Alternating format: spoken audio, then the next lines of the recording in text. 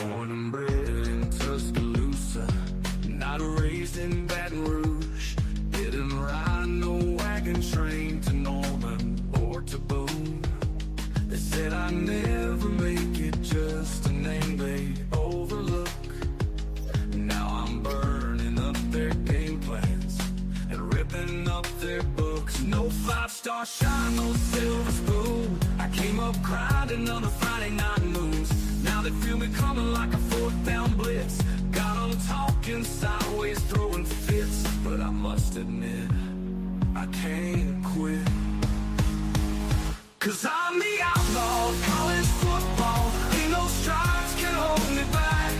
I don't need their legacy or no booster money stack. I don't bow to no tradition. Ain't no handshake deals I need. I just play for pride, for fire, and the will to make them bleed.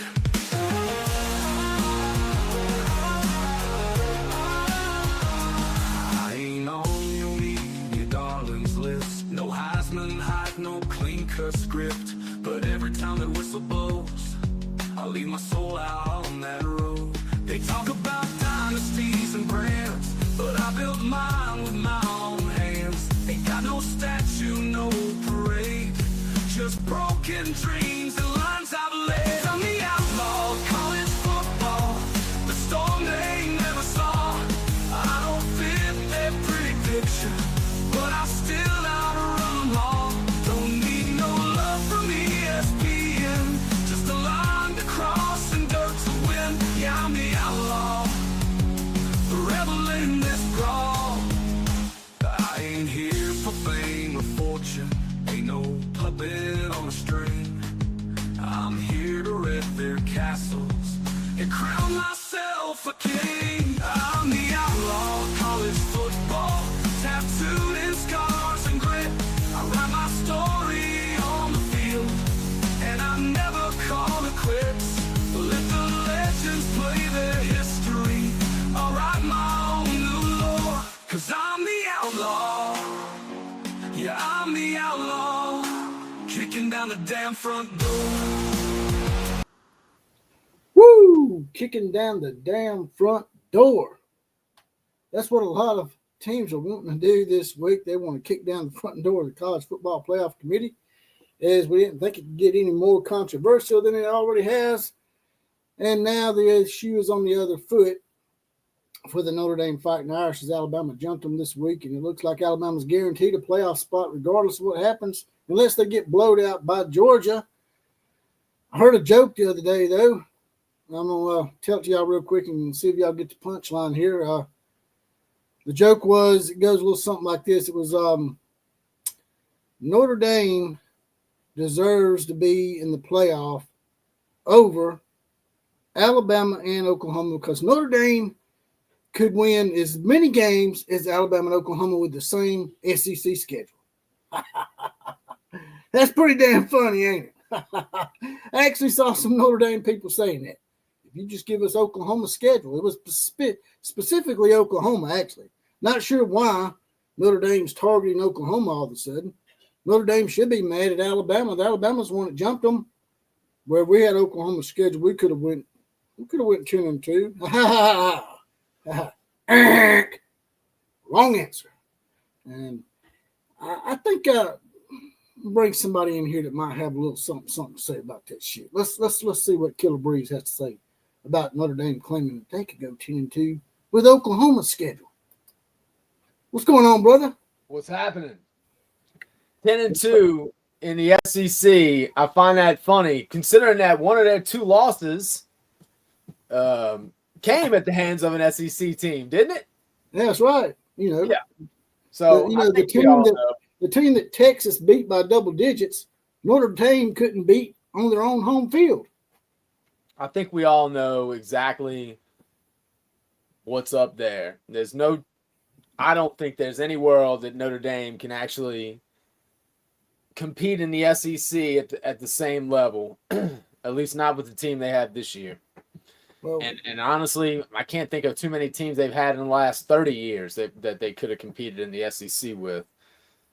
We all remember their playoff appearances, not so good, and except for last year, which was kind of surprising to me, to be honest with you. But regardless, they're upset because the likelihood is the funny thing is Notre Dame's probably not making the playoff at all at this point. I mean, well, no, if BYU wins or loses, regardless, BYU is not going to be between Notre Dame and Miami after this week.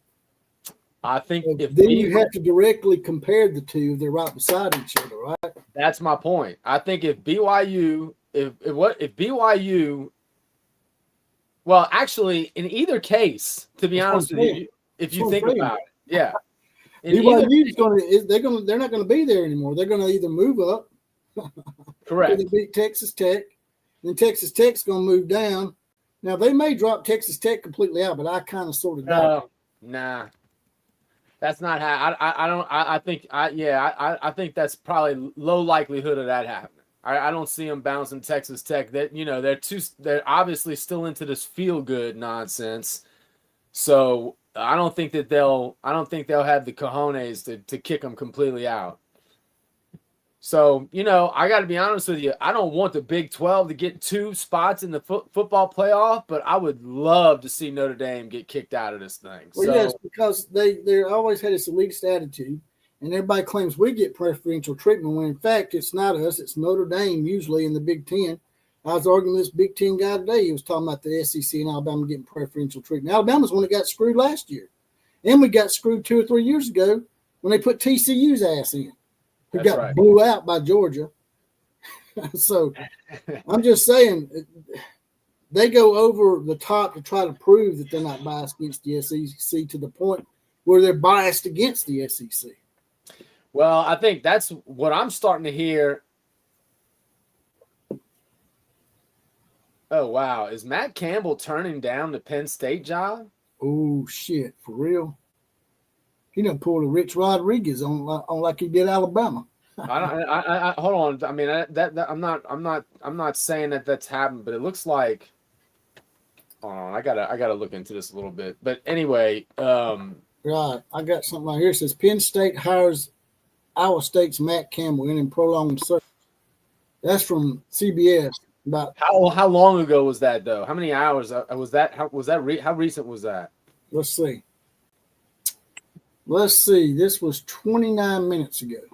Okay. Almost 30 minutes ago. Okay. So maybe he had a change of heart. If he did, that's pretty funny. To be honest with you, I like to see Penn State struggle. I don't really like Penn State. Well, you remember our old friend. You remember the dynamic duo of Drake Toole and Nick Muppets? Do you remember those guys?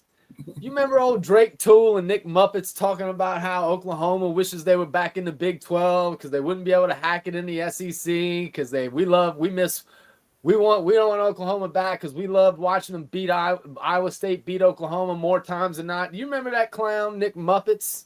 Yeah, I remember that.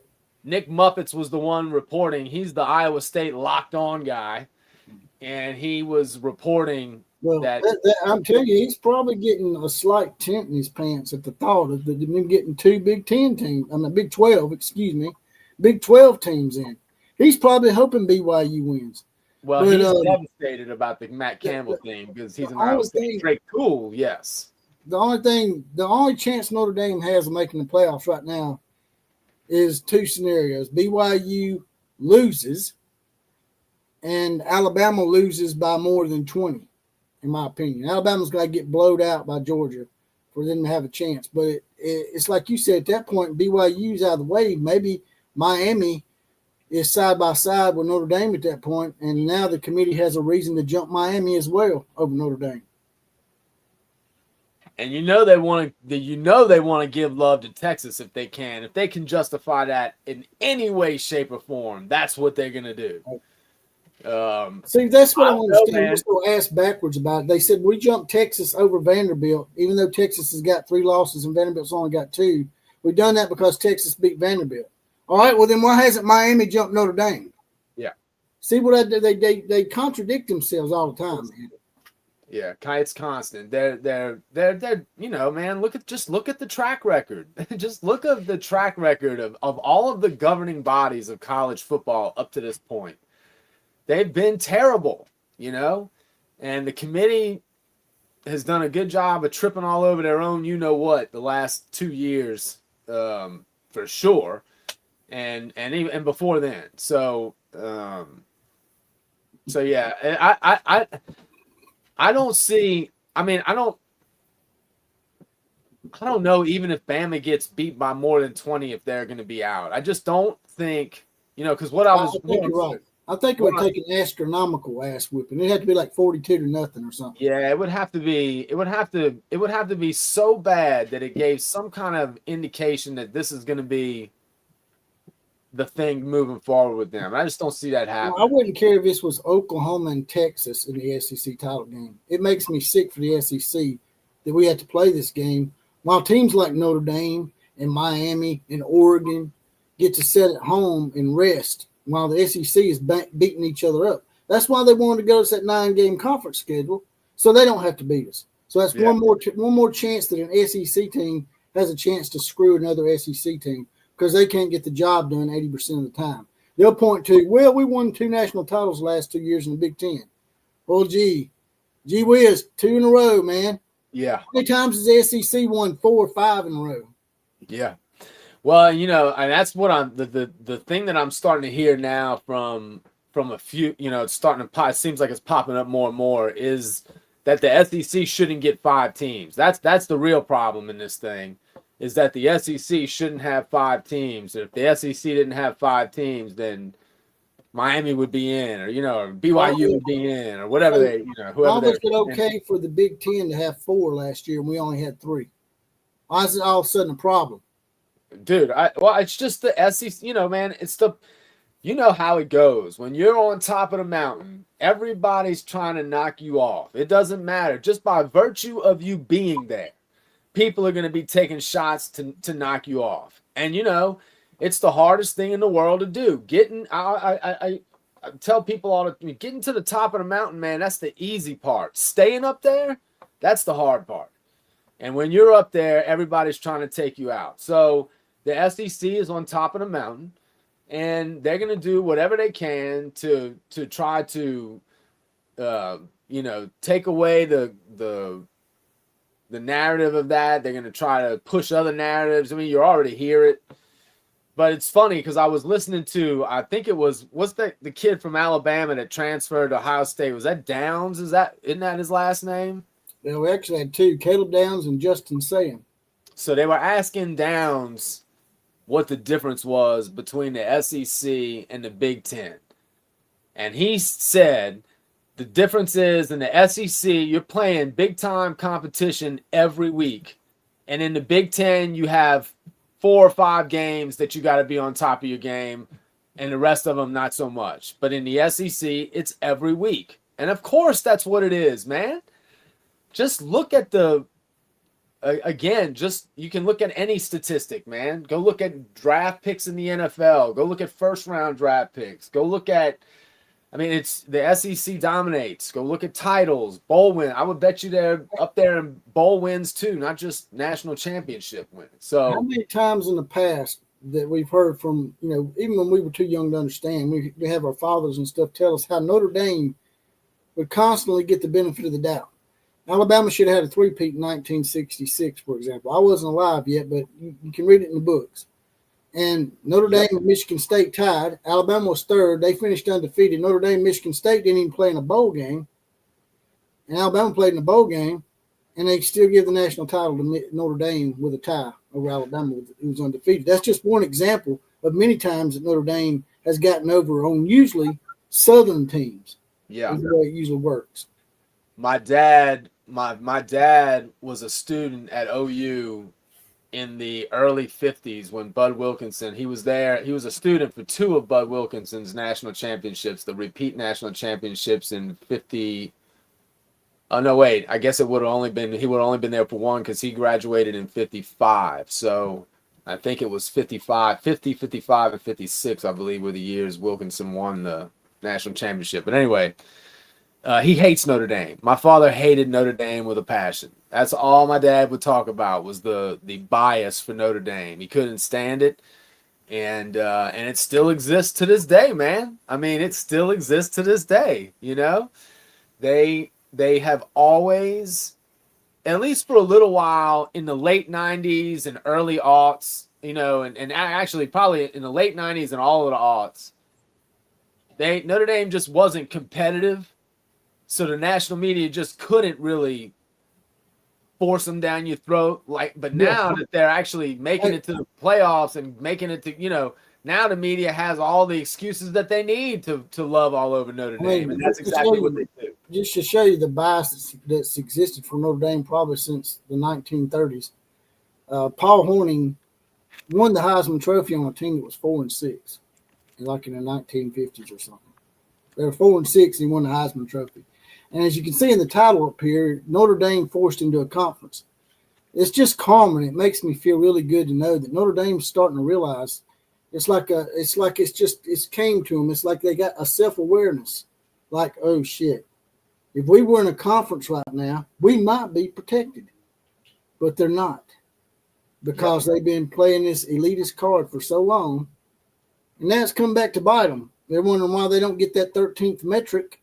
But it's because you're not playing like Alabama and Georgia and banging each other up. By the way, the loser of that game is going to have to play in a first-round game and probably lose because they're not going to have any players because Alabama and Georgia is the walking wounded. I'm sure most of the teams in the SEC are.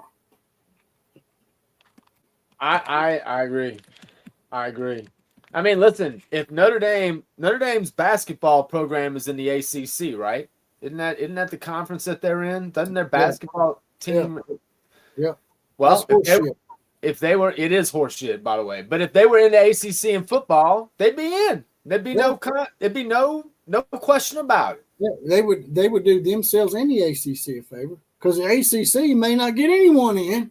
If Duke wins that title game, the ACC is going to be ass out. I am pulling for Duke like I've never pulled. Duke is Duke. They're on TV more than Leave It to Beaver reruns. But if Duke does beat Virginia, then maybe at that point they give Miami a at large because they don't want to leave the ACC out, and therefore Notre Dame gets screwed by the conference that they mooch off of. How ironic is that? Yeah, I agree. I totally agree, man. I mean, it's there's a few schools that think that they're of the upper crust. That would be your Notre Dames, your Texas, your I think Michigan puts themselves up there pretty high too, man. I think they're pretty snooty when it's all said and done. Other than my boy 1989M, he seems to be, or at least that's what I've heard. I'm talking out of my ass because I never really have met a bunch of people, but I'm pretty sure Michigan is. I think there's a lot of money running through Michigan and a lot of high society. I don't really like to give not Michigan, but USC kudos, but them in Michigan have shown me that they're not all about that Big Ten elitist shit because they're talking about leaving the conference because that stupid-ass equity stuff that they're trying to force on everybody in that conference. Wisdom wins, says BYU loses to Tech and stays at 11. I don't see that. I think BYU might drop a couple of spots, but you could be right. Is this our new name for our boy down in Louisiana? He's Big Train Kiffin now. Yeah. He says, "What's up, my half-ass brother Killer?" That's got to be our boy. Speaking of Lane, man, there's some interesting shit coming out about Lane every single day, man. This is like as the world turns or some shit. We now Funny how that always seems to happen with Lane. Did you hear about the story with his dog? No. That's not really his dog. He was borrowing that dog from a kennel there and just using it as a PR stunt because of, you know, how Kirk Herbstreit gets all that attention from his dog. Yeah. And come to find out, he was bringing it from a kennel out there, and Lane Kiffin was pretending like it was his dog. He got a bunch of backlash from it, so now he's adopting the dog. A little too late now, Lane, man. That's just some strange shit, man. That just speaks of, I mean, it's okay to want attention. We all want attention, but this is taking it a little bit of a psychotic degree, man. He's got a pretend dog. he just cannot help himself, dude. He really can't. Like, and it really is true. It's one of those things where it's so funny to me that, and I know I'm not the only one. How many people bought into the new lane? I did 100%. He's different. He appreciates the opportunity. He's matured. He's sober. He's healthy. What's so bad about that, Lane, is when you expose yourself yet again and you let people know that you got over on them again, they're probably going to grill you 10 times over. So don't get pissed off and go up to somebody and confront them like you did that reporter. He confronted a reporter on the sidelines and said, "Hey, you said I'm a hoe that's trying to be a housewife. Why don't you come in the locker room and say it to my face?" Well, that took a lot of balls, Lane. You got your 2 cops over here on each side, and you're going to bow up on a reporter with your cops in tow. Yeah, I'll say that shit to your face, man. You might whoop my ass, but I tell you what, I'm going to go ahead and try to take that first punch. Something tells me Lane's not the toughest dude in the world. I mean, I know that yoga class has got him in his, he's thinking he's Mr. I don't know, fucking that yoga class got him thinking he's Steven Seagal. He thinks he's Steven Seagal or something. I'll say this, to be real clear and real fair, Lane's going to be dangerous at LSU because he does. He's got top-notch facilities. He's got resources. I know those people. Those are my people, and I know how much they love LSU and how willing they are to go when LSU is winning. But here's the problem. If and when Lane wins his first national championship, he's gone. He is out the door. And you can say to yourself, well, hey, that's fine. That's just one more national championship. And that's true.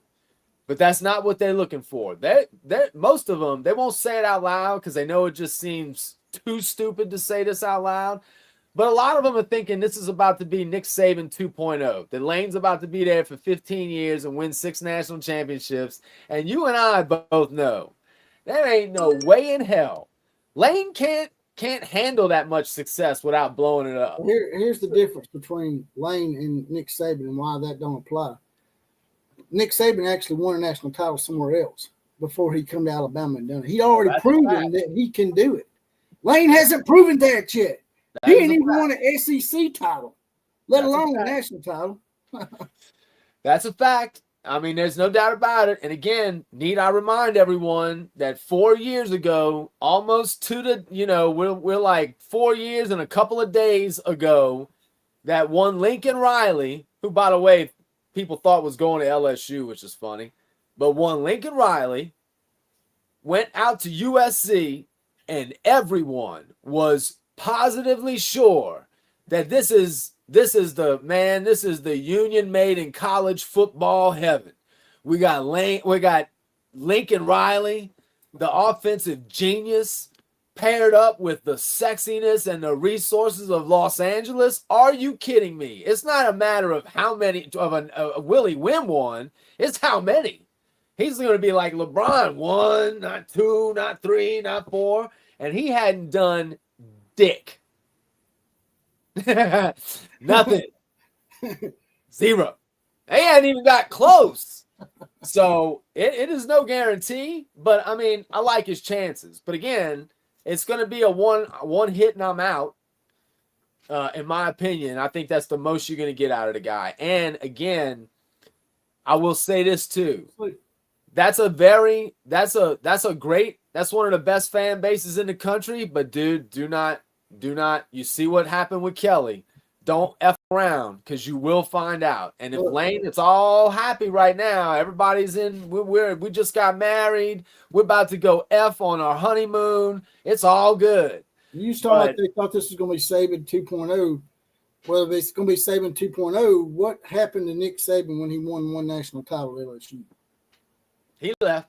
He left for what? The NFL. NFL. He got that itch and wanted to see if he could prove himself over there and win a Super Bowl. I've already won a national title. Now let's win a Super Bowl. It's that natural progression for every coach in their mind. I won't say it is, but it is. And Lane Kiffin's already been a head coach in the NFL, so he might do the same thing. He might get that itch and want to prove himself in the NFL. Who knows?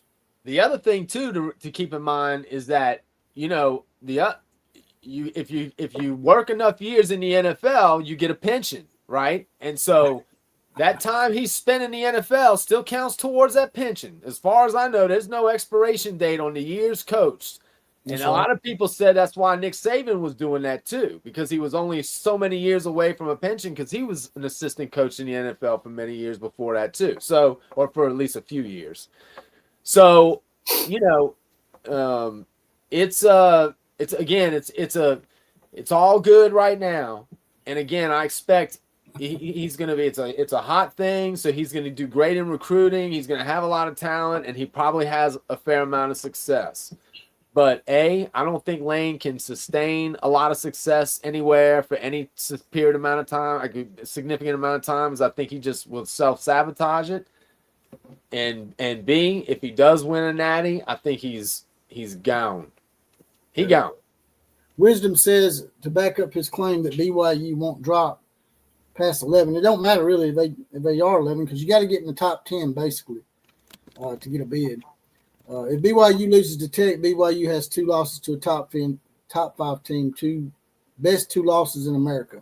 I don't know if I agree with that because if Alabama were to lose to Georgia twice, we would have the 2 best. Or actually, we lost to Georgia once. We'd probably have one of the best losses. But I see what you're saying, man. And as a matter of fact, I saw Aaron Torres say something that at first I didn't really know if I agreed with, but then I got thinking about it. I'm like, yeah, it sounds about right. BYU actually has I think a better strength of schedule than Notre Dame or Miami. So, you know, BYU has to go and play in a title game like Alabama. Why should BYU be punished if Alabama's not going to be punished? You know, my team, Alabama's benefiting from the whole, we're playing in an extra game, we shouldn't be punished. Well, then BYU probably shouldn't be punished either at that point because their strength of schedule is better than Notre Dame and Miami's. Yeah, no, I agree. I don't disagree at all. So do you think that this might make Notre Dame think if Notre Dame gets left out, which it's hard for me to believe. I won't believe it until I see it.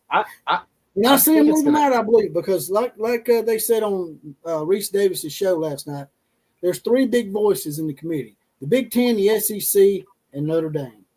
So if they leave Notre Dame out, they're going to be going against the grain against a lot of people. So it would really surprise me if they left Notre Dame out. I mean, again, man, I think that they're gonna have it just seems like there's too many people. The only people that are going to be happy if Notre Dame is in the tournament are people in South Bend and the people on the committee. That's it.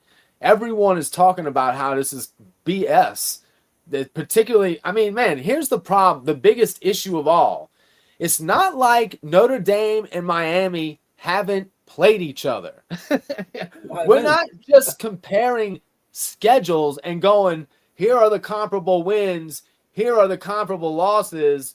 Let's compare and contrast. No, we got a flipping head-to-head. And yeah, it was early in the year, but so what? Texas's loss was early in the year. You're holding that against them like you should. Notre Dame, you know, and Miami played, and Miami won. Well, they're saying it's the eye test. Ahead of Notre Dame with the same record. What they try to revert to in that case is, it's the eye test. If they played today, Notre Dame would win. Yeah, but you don't know that for certain. What you do know for certain is, like you said, there is a factual thing right there in front of you. Notre Dame has lost to Miami. That's a fact. That's not something you can debate. Now, you can say in debate, would Notre Dame beat them if they played them again? Maybe, maybe not. We don't know. Maybe not. Because it's probably not going to happen. So you have to go by what's there and what's factual. Man, the thing is, I mean, what's trippy to me is that no matter how you slice it, in my opinion, if you look, whether you don't look at their head-to-head, which is crazy, but even if you don't and you just look at their schedules, it's Miami played a better schedule. It's not by much, but they certainly towards the end of the year. I mean, Notre Dame's schedule is the only 2 good teams they played, they lost to. That's it. They, you know, I mean, we again, I'm so tired of the feel good in college football. Like, we did that, and like, trust me, if we could go all the way back and get rid of all this money in the game stuff, I would probably do that, but we can't. You know, it is what it is. And we got to quit pretending like this is amateur athletics. You feel good college athletics. It's not. It's pro ball. There's too much money and effort at stake. Just checking in on the James Madison and Troy game. James Madison is leading 17-7, which is not good news for Duke. Duke's trying to sneak in because James Madison and North Texas and Tulane are ranked ahead of Duke. So the North Texas and Tulane game, the winner of that's going to get a bid. And then if Duke beats Virginia, they say it's going to put James Madison in. I mean, and again, man, that's the real nonsense here. I mean, I'm sorry. Either one of those schools making it. Tulane, James Madison, North Texas, any of them. What are we doing? Especially now. I could see if it was back in the day where it was just one game for the national championship, like a standalone one game. And you put anything can happen in any one game, right? Maybe the favorite first three quarterbacks on the depth chart break their legs in the game, and somehow Cinderella wins. One game, okay, maybe anyone's got a chance. But, dude, you got to win 4 games now to win the national championship. You think James Madison is going to win 4 games against increasingly better competition? Hell no. So why the hell are we putting them in? Just to feel good. That's it. Same thing with Tulane. Why are we putting them in? Touchdown Troy.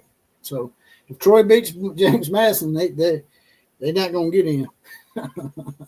But just the fact that it's 17-14 against Troy, doesn't that say enough? You got to watch out for Troy, though. Them boys ain't nothing to joke about. They done beat a bunch of division power. No, you're right. Troy's, but still, man, you know what I'm saying. It's Troy. I'd actually rather see Troy get in. One game, anything is possible. But do you think Troy is going to win? I don't care how tough they are. Troy ain't winning 4 games in a playoff. No way. No, they might get lucky like TCU did and outscore somebody and then get their ass blowed out in the second game like TCU. Well, that's what I was about to say. That was just one game that got them there. Like anything can happen in one game. But to string together of consecutive wins, especially more than 2, man, you're asking for a lot. Now, the North Texas game should have already started. I could pull it up too later on if y'all want to just peek in every once in a while. Yeah, we can do that. But yeah, I'm gonna let you. 1989 M put up something that's pretty funny, and he's talking about you comparing Lincoln Riley to LeBron James' little speech he done when he went to Miami, talking about not 1, not 2, not 3. Yeah. So I'm gonna get you to do the not 1s, not 2s, and I'm gonna do the WWE shit. You ready? You do the knots, and I'll do the whats. I got you. It's not going. We ain't talking about national. We're not just going to win 1 national championship, not 2. What? Not 3. What? Not 4. What? Not 5. What? Not, if I remember correctly, he got the numbers wrong. Not 7. What? And we're gonna win a bunch of national championships. What? That's dedicated to the one and only Stone Cold Steve Austin. Steve Austin. The best smack talker of all time. The man I learned from. That's right. That's awesome. U.S. Mail. Patrick says, oh, wait, go ahead. What you were about to highlight. Let's see. U.S. Mail's in the house. It says, join late. There's never been any love lost between the Sooners and South Bend, the Fighting Dwarfs outfit. All right, go ahead. What was you saying?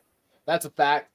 No, I was just going to say that Patrick said they have to put a G5 champion in because there's only 4 power conferences and the rules say 5 highest ranked conference champions.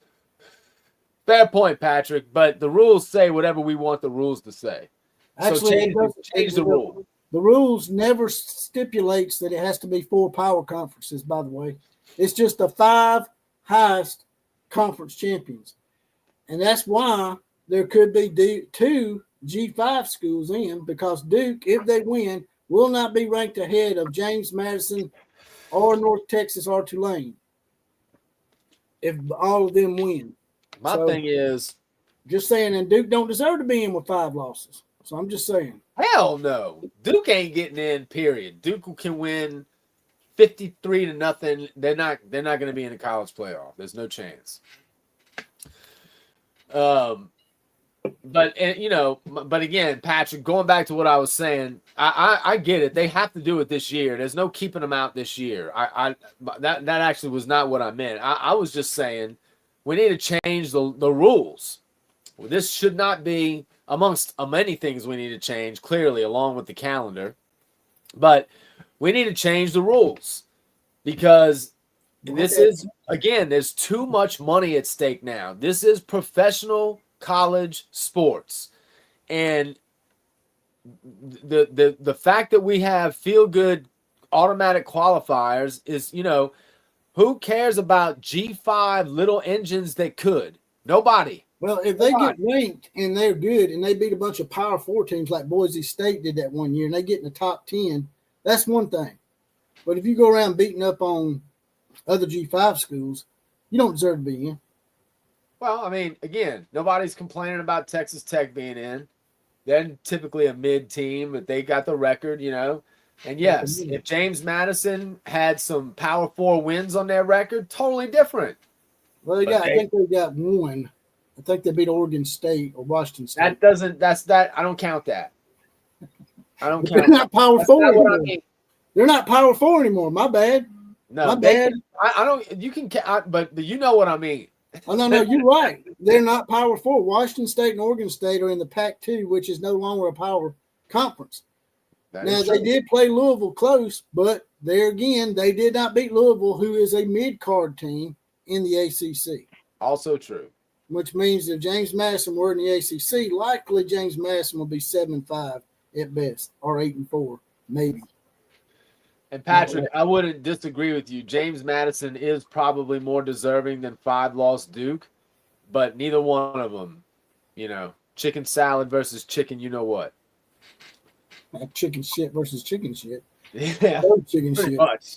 Be honest with you, a whole lot of chicken shit. Does James Madison, Tulane, North Texas, or Duke deserve a bid over Vanderbilt or Texas? I know you don't want to hear that. Hell no. But I'm just saying I don't like Texas either, but Texas is better than those teams. Vanderbilt, that's the funny thing is everybody wants to talk about Miami getting screwed and Notre Dame getting screwed potentially and BYU and oh my God. Vanderbilt is the one that's getting screwed.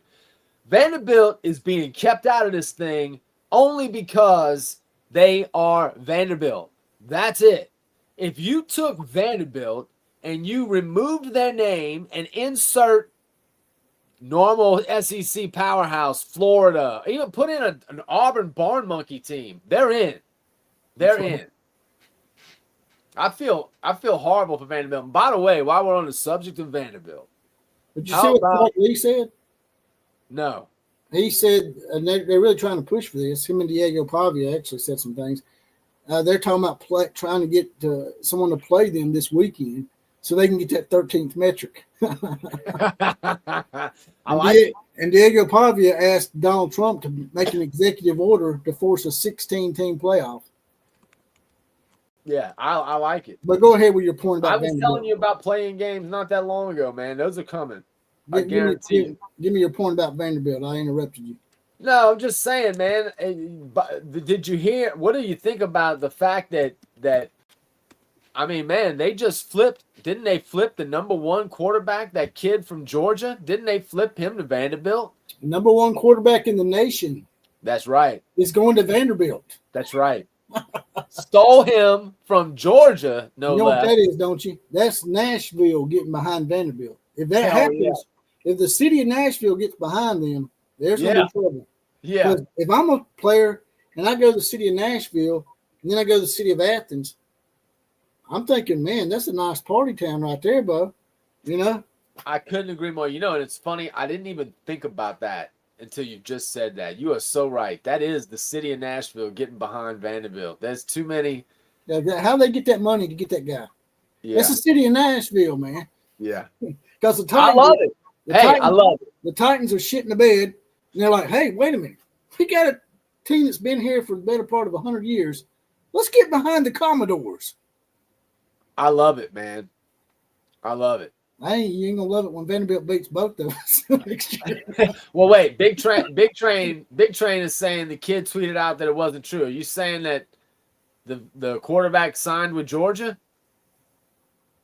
I think he's still talking about that fake dog that Lane Kiffin had.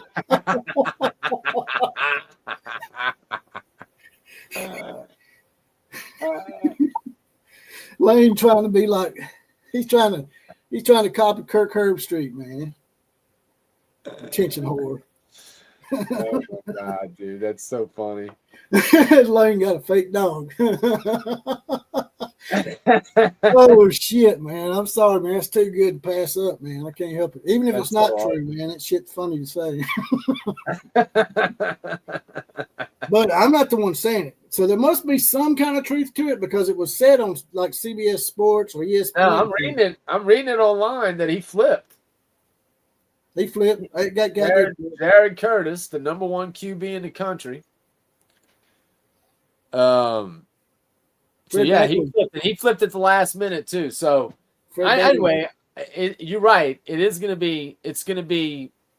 gonna suck when we have to play because Vanderbilt, because Clark Lee is clearly a good coach. But it's great for the conference, man. It's great for the conference. And ultimately, you know, it's so funny, man. When I was younger, my dad, when I was real young, anytime I saw Texas playing, whether we were playing them or not, or Nebraska, it was more Nebraska than Texas, but it was Nebraska because we weren't in the conference with them back when I was real young. But anyway, anytime Nebraska was playing, whether we were playing or not, I wanted them to lose. And my dad always wanted them to win unless we were playing them.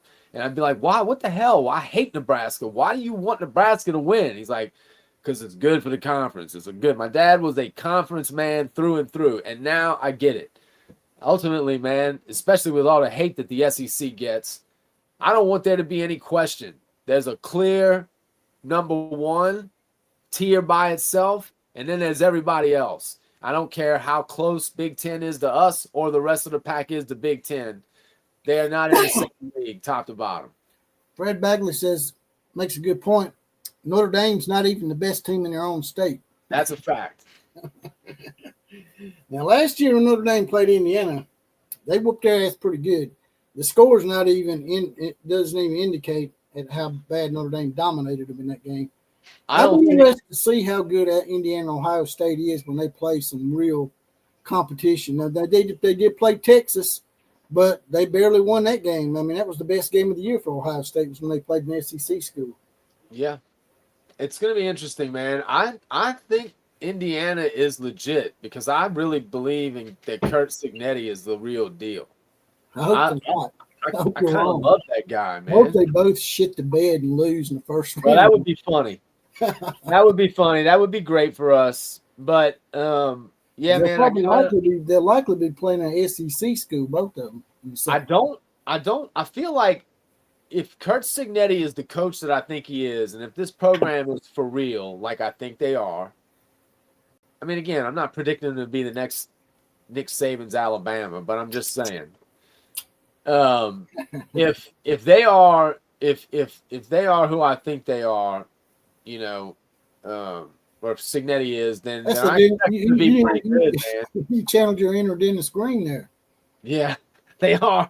But I think that I do. I think that they are legit, and I do think that they're going to play Ohio State pretty tight and possibly win the game. You know, and man, I don't think he's going anywhere anytime soon. So I think Indiana might be at least not a joke. I mean, they took over as the worst program in the country for a while, weren't they?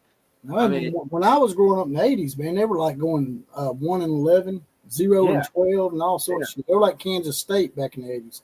I don't ever remember them not going like 1-11, 2-10. I mean, you know, back then it was 10 games. Here's the thing, Indiana got a little taste of that football success, and they see the money now, just like Vanderbilt. Yeah. And they're like, hey, we need to get behind this shit now because now the rules are different. We can actually throw some money out there. Indiana has big basketball money, and they're probably realizing that while our basketball has been great in the past, it's not so great now, and football money is a lot bigger. Yep. And it's the best sport in the world, man. It really college football. There's nothing like it. You watch the game, you got the band playing on the field. It's the fans are just they're the best, man. You don't see that in the NFL.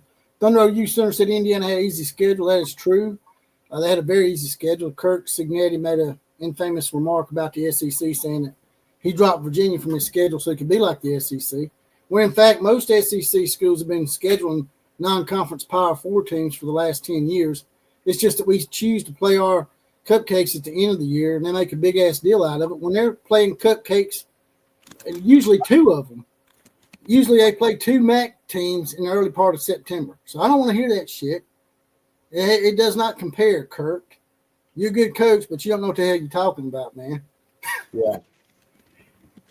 But Patrick says Indiana did beat Oregon on the road, but who has Oregon really beat? I mean, again, this is just the Big Ten dilemma. When you look at their schedule, especially the ones that don't have to, the ones that they're not all playing Ohio State, right? So when you look at a Big Ten schedule, that's the problem. There's a lot of BS in it. There's a lot of just dead weight in it. I mean, man, Ohio State was resting their starting receivers at the end of the season. Hey, they were talking about that. You can't do that in like the what's SEC. called loaded something. They do it in the Load NBA. management. Load management. They're pulling the NBA shit, man, out of their ass because they have built-in cupcakes within their conference. We don't have that luxury. Right. You still want to make us play 9 and then play a Power 4. Screw that shit, man. Yeah, you already fooled us on the 9 conference game thing. We got hoodwinked on that. That's just, I mean, man, that's why I'm saying there's no comparison. So the real crime isn't that the SEC is getting 5 teams in. The real crime is they should have 7 because Vanderbilt should be in, and honestly, Texas should be in too. Yeah, Texas is playing pretty good the last couple of weeks. Although Georgia did hand them their ass, it's a little misleading. People are like, man, Georgia beat the hell out of them. That game was close until Kirby Smart kicked that onside kick early in the fourth quarter, man. That's when it blew open.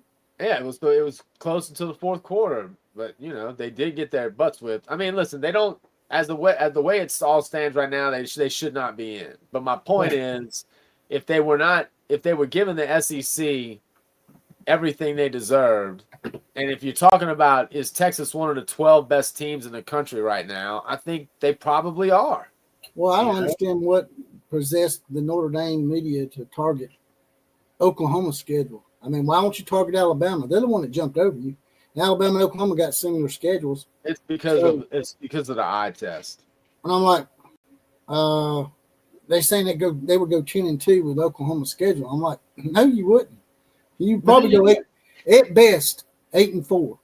At best, that's being nice. Yeah. You know what's funny though, man?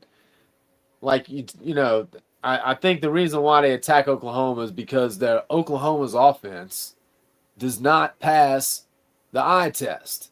But the funny thing is, Isaiah Satania is tied for the second most receiving yards in the SEC.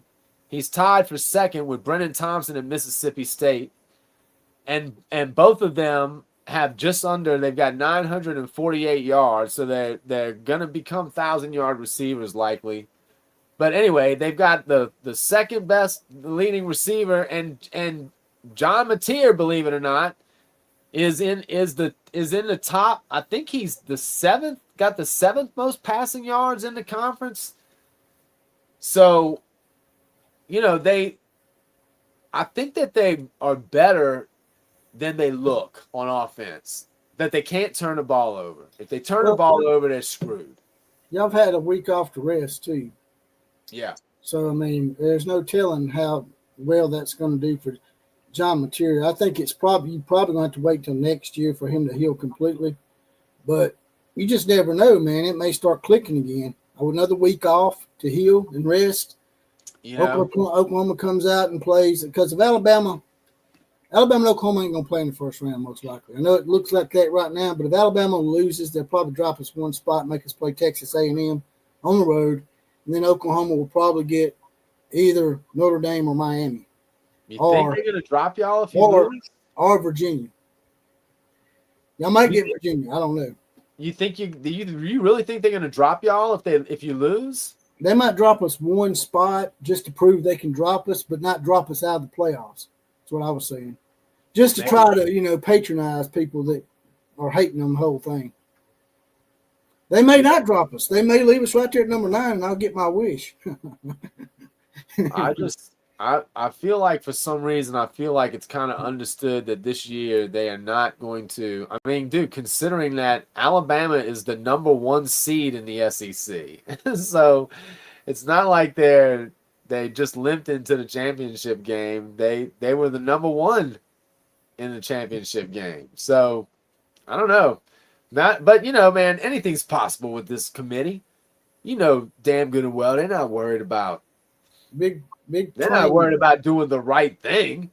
I mean, that's certainly not something they're worried about. Big Train Kiffin says Tony Petitti is a TV guy and he wants to expand the playoffs to 24.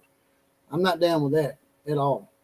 Now, I am saying if you're going to go to 12 and not 8, it should have been 8.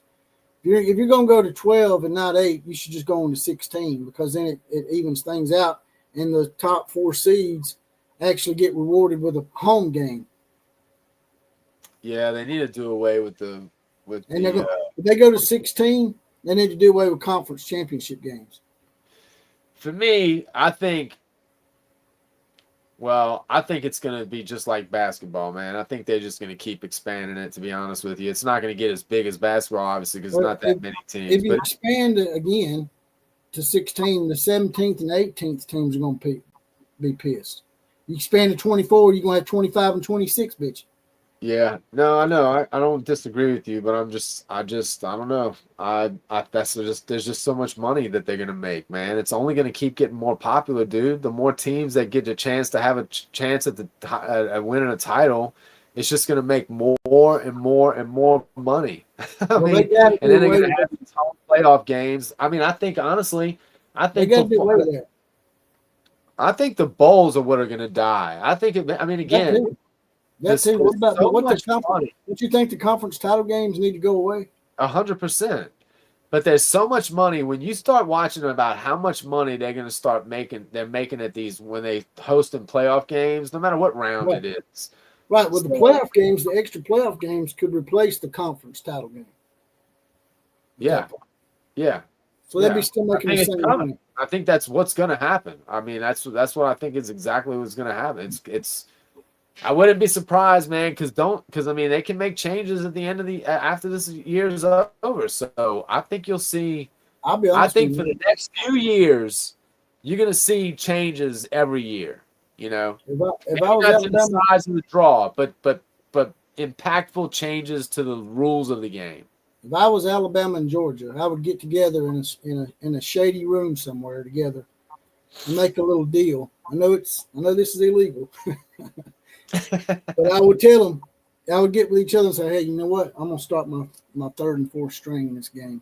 And George would be like, you know what? I'm going to do that too. That way we don't bang each other's starters up. And whoever's third and fourth strings are better, then they're the SEC champions. And that way neither one of us lose any good players.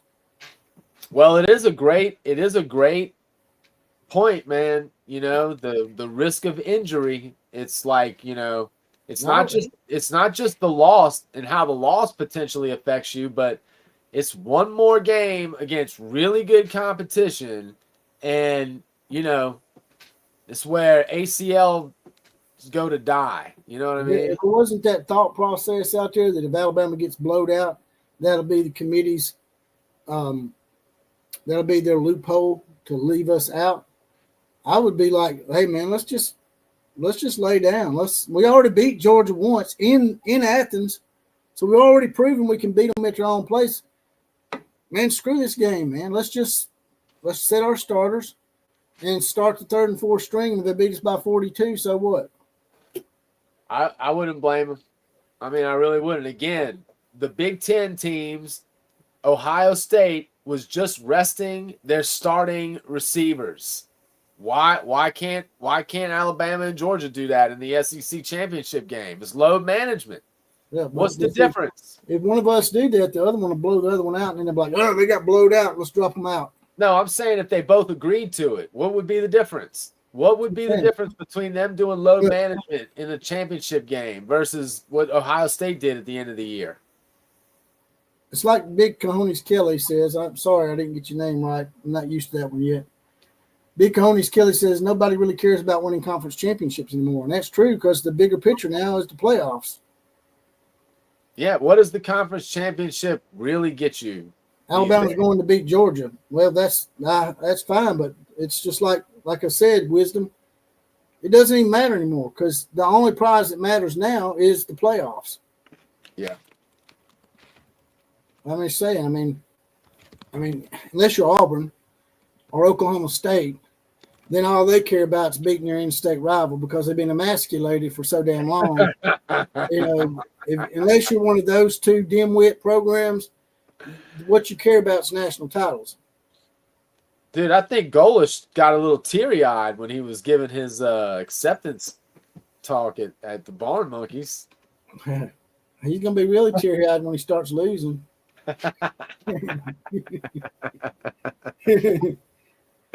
Somebody's got to lose. You know what's wrong, man? You don't think he's going to do well? Somebody's got to lose, man. No matter how good you are. You got the best 16 coaches in the league, but somebody's got to lose. That is a fact. You may be a great coach, but you're in the greatest conference that is basically an NFL light to me, man. I agree. I totally agree. And the statistics would bear that out, actually. The statistics would bear that out. Patrick says replace conference championship games with playing games for the playoffs. That's a good idea, Patrick. I like that. You can make those G5 schools do like they do in basketball, where they make them have a playing game because they don't deserve to be in it anyway. I think that's what's coming. Have North Texas, if they beat Tulane, play James Madison. Crazy Anime Gamer is in the house. What's up, Crazy Anime? He says, wait, what? Notre Dame forced into a conference? Yeah. They may start to realize that, hey, we sort of screwed ourselves this year. If we'd been in the ACC full time, and by the way, during the COVID, they were allowed to be in the ACC in football and play in the ACC title game. You remember that shit? People forget about that. They did actually play in a conference for 1 year in football. And then the ACC just let them go back to doing what they're doing because the ACC is a bitch conference. It's going to go away, just like the Pac-12. Wait till 2030. Wait. 2030. SEC and the Big Ten going to raid the ACC. I did not know that the football program was supposed to be in the ACC too, or that they were for 1 year. I didn't know that. Yeah, remember that COVID year, they didn't have enough ball games, so they allowed them to play an ACC schedule. And then they ended up going, I think, to the ACC title game, if I'm not mistaken. I could be wrong about that, but I know they played an ACC sounds schedule. Vaguely familiar. So, the ACC, they're not going to be around anymore anyway. They're going to disappear after 2030, in my opinion. They're going to be just like the Pac-12. No doubt. And the funny thing is, the Big 12 is going to still be standing. The conference that everybody give up for dead when Oklahoma and Texas left. And the Pac-12 had a chance to kill them off, and the Pac-12 didn't because they listened to Kevin Warren's snaky ass over at the Big Ten. The ACC is the one that just didn't. I don't know what the hell they were thinking. They stupid as hell, man. They just, The ACC sees themselves as the academic great conference in the South, or partly in the South. They think they're the Big Ten or the Ivy League or some shit. We got AAU standards. Shut the fuck up, man. I'm tired of hearing about them damn AAU standards. So now y'all gonna get me flagged, man. Got me flagged. Justin Alexander says, laugh out loud. You SEC folk love talking about history and tradition, but perfectly fine with blowing up conferences and regional rivalries. You can't handle Notre Dame, who's been independent since 1887. Actually, if you know your college football history, Notre Dame tried to join the Big Ten twice in the 1930s, and the Big Ten didn't want to have nothing to do with them. They said it was Michigan and Ohio State that didn't want them in the conference. Fast forward now the Big Ten wants them, and they're turning them down. But y'all didn't want to be independent. Y'all were forced to be independent for the first 50 years. Justin, are you a it's not 5 messages up, homeboy. It's 2 messages up. Are you a Notre Dame fan? Well, and also the whole blowing up of traditions, we still got the traditions. As a matter of fact, we've created traditions. Is it the SEC's fault that y'all can't protect your shit? If the Big 12 wanted to keep Oklahoma and Texas, why didn't they pony up some money? I mean, are you one of those emasculated, okey pokey chokey state fans from Stillwater? Are you from Baylor? Are you one of the David Koresh followers down there in Waco, man? I mean, what's the emasculation here? He's a proud fighting Irish. There's nothing wrong with that. Listen, man, I don't care if Notre Dame wants to be independent or Notre Dame wants to join. It doesn't matter to me. But my point is, if they're not going to be in a conference and they're going to continue to be independent and they're going to play a fairly weak schedule, then they shouldn't be disappointed or shocked if they get edged out of the playoff. If they don't want to be in a conference and they want to be independent, then why is their basketball program and their volleyball program and their baseball program in the ACC? If you want to be independent, be independent. Don't try to act like you're independent and you don't need nobody. Obviously, you need the ACC because your other sports are shit. So I'm just saying, if y'all basically getting food stamps. Y'all getting food stamps from the ACC on the other sports. And I got to go back to that. We blew up conferences and regional rivalries. The Big 12's still around. Just saying, regional rivalries. What did we blow up? Texas and Texas A&M for a little while, yeah, but Texas A&M didn't want to play them anyway. Texas A&M didn't want them back in the conference. But I mean, you know what? This is fair. We don't know because I don't really talk to a lot of Notre Dame fans. Justin, would you rather be in a conference? Do the Notre Dame fans wish that Notre Dame was actually in a conference? Or do you prefer to be independent? He ain't gonna tell the truth, man. If he would tell you the truth, he would tell you right now. Yes, I wish I was in a conference today because we're gonna get left out. You know, if you were in the ACC full time instead of being part-time monkeys, because that's what y'all are, man. Y'all just part-timers over there, and y'all want full-time. Y'all them jackasses that they hire at these companies that come in part-time and they want to be part-time workers, but they want full-time benefits. You're not getting full-time benefits. You're fixing to get screwed for all your elitism. It is ironic, Justin. You have to admit, it's ironic that if your football team was in the ACC this year, you'd be a shoo-in. They'd be right in there. They'd be in there. They'd be playing Duke right now and be guaranteed, as the Cajuns would say. Guaranteed. You guys would dominate the ACC right now, except for Miami. But everyone else dominate. No, actually, you don't have money. Y'all the ones on welfare. Y'all can't support your other programs, man. All you got is football. Y'all want to talk about Alabama and Oklahoma and all these other teams in the SEC. All got is football. That's a lie. Alabama and Oklahoma have won national titles in numerous sports. What other sports has Notre Dame won national title in besides football? Well, not only that. I'm not talking about sports that nobody watches now. We're not talking about BB gun championships. Any of that Red Rider bullshit that West Virginia comes in here preaching.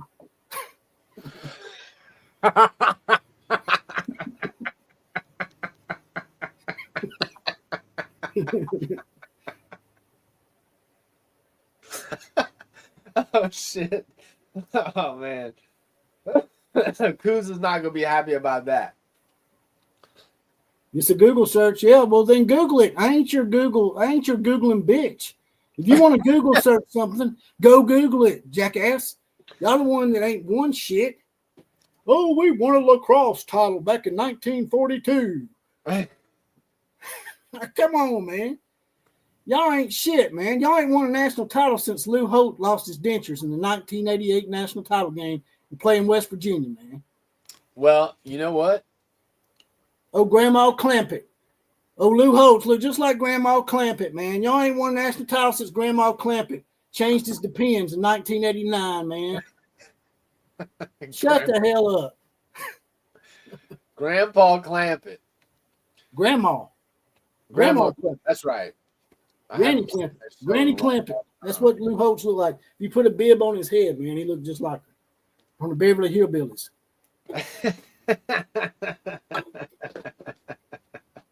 Hey, dude. Hey, look. He can't talk about football no more, so he's got a straw grasp to something else. Look. Hey, dude. I think the repo truck is coming for you double wide. we got a couple of these guys now. Stay on topic, man. I don't live in a trailer, but I know a lot of people. I know some people that live in trailers. Like I've had a discussion with these other jackasses that come in here. That speaks to the oblivious elitism that you think y'all have. I know plenty of good people that live in double wide trailers that are a lot better people than the P. Diddy's that y'all hang out with. P. Diddy's got a lot of money. That don't make him a good person. Some of the best people I've ever known in my life are blue collar, low income people. I'm gonna let Thunder OU Center brings up something that we talk about here all the time. Since we got a Notre Dame guy in here, let's address this issue right now. Lou Holtz stole the Oklahoma sign, play like a champion. Is this true, Justin? Did Lou Holtz rip Oklahoma off for their play like a champion sign because y'all can't come up with any of your own ideas? Just curious. Because that's the rumor. Rumor has it Lou Holtz stole that shit from Oklahoma. That's a fact. That's not even that you can't even the time frame. It's been in Oklahoma, in the locker room in Oklahoma for about 75 years. What am I sentimental about? I'm not sentimental. I'm laughing, man. You're like that monkey in the zoo playing in your poo, man. You think everybody's laughing with you, but they're laughing at you, man. They ain't laughing with you, they're laughing at you, man. You're like that unaware monkey in the zoo playing in your poo. Let's get back to Notre Dame. Justin, give us your honest opinion. Let's be fair here. Yeah, let's be fair. Let's see. Does Notre Dame deserve to be in the playoff? One. And if so, do they deserve to be ahead of Miami if only one of them makes it? That's two strikes, man. The third one in Family Feud. I would like to know what I would imagine. Obviously, if you're living in South Bend, especially if you're a student at Notre Dame, I'm guessing there's no doubt you're saying you deserve to be in. But explain to me how they deserve to be in over Miami with a head-to-head loss. I would love to know that. How do you reconcile that? Well, I tell you, man, there's that Oklahoma shot. Now he's including Alabama now, but they got something going on with Oklahoma, man. Oklahoma and Bama do not. I would love to hear this. Tell me how Oklahoma's 10-2 record is not as good as Notre Dame's 10-2 record. Please tell me that. And I swear to God, if you tell me because their offense looks bad, that please don't give me that reason. That's such a retarded reason. Notre Dame run up the score on Syracuse with a third-string quarterback just to try to get in. How Bush League is that? Let's just beat Syracuse 77. Hey, 63-7, and we're going to have our quarterback throw a touchdown pass with about, I don't know, what was it, 2 minutes left to go? Pretty damn weak. Yeah. But again, like this is where you can't these kind of I don't know what to make of a guy like Justin. He thinks Notre Dame and Miami should be in over Oklahoma and Alabama. Right there. Crazy Anime Gamer says that he is still butthurt from the last two times Notre Dame played Alabama because Alabama beat their ass like a homecoming opponent in the playoffs. I mean, I can't take people like that seriously. That's a disingenuous fan.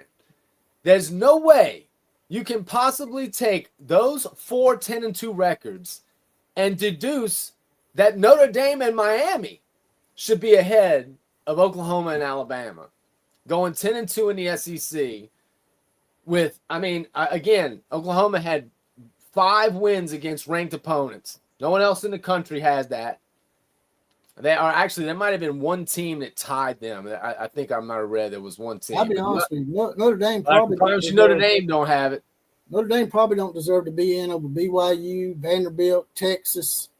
Those 3 teams would probably beat Notre Dame. Texas beat Texas A&M by 10 points, and y'all lost to Texas A&M on your own home field. But Texas beat Texas A&M by 10 points. So I'm just saying, if you're doing comparative scores, which I don't like doing, but since you're doing them, let's do it. And honestly, this is why I wish Notre Dame was in a conference, because they're scared, man.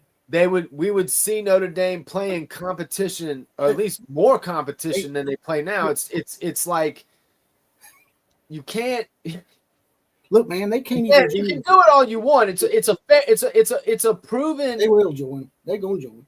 It's a proven model. It's a proven model. Hell, some of our coaches have been big advocates of it. Play the cupcake schedule, run up the score as much as you can. Everybody thinks you look like a Ferrari. If Notre Dame gets left out, you watch. They will join the Big Ten. That's why they got that farce AAU accreditation, which we all know is horseshit. They got the AAU accreditation at Notre Dame, which is not even a research institution, because the Big Ten wants to have that there to say, hey, look, Notre Dame's AAU, we can ask them to join now. And we all know Notre Dame's not really an AAU accredited university. It's just them covering their ass, because y'all are going to join the Big Ten eventually. Y'all going to be in the Big Ten because of what's about to happen this year. I'll tell you what. I at this point, I hope Notre Dame does make it, and I hope Notre Dame has to come down to Norman, and we'll put an end to it week 1 of the playoff.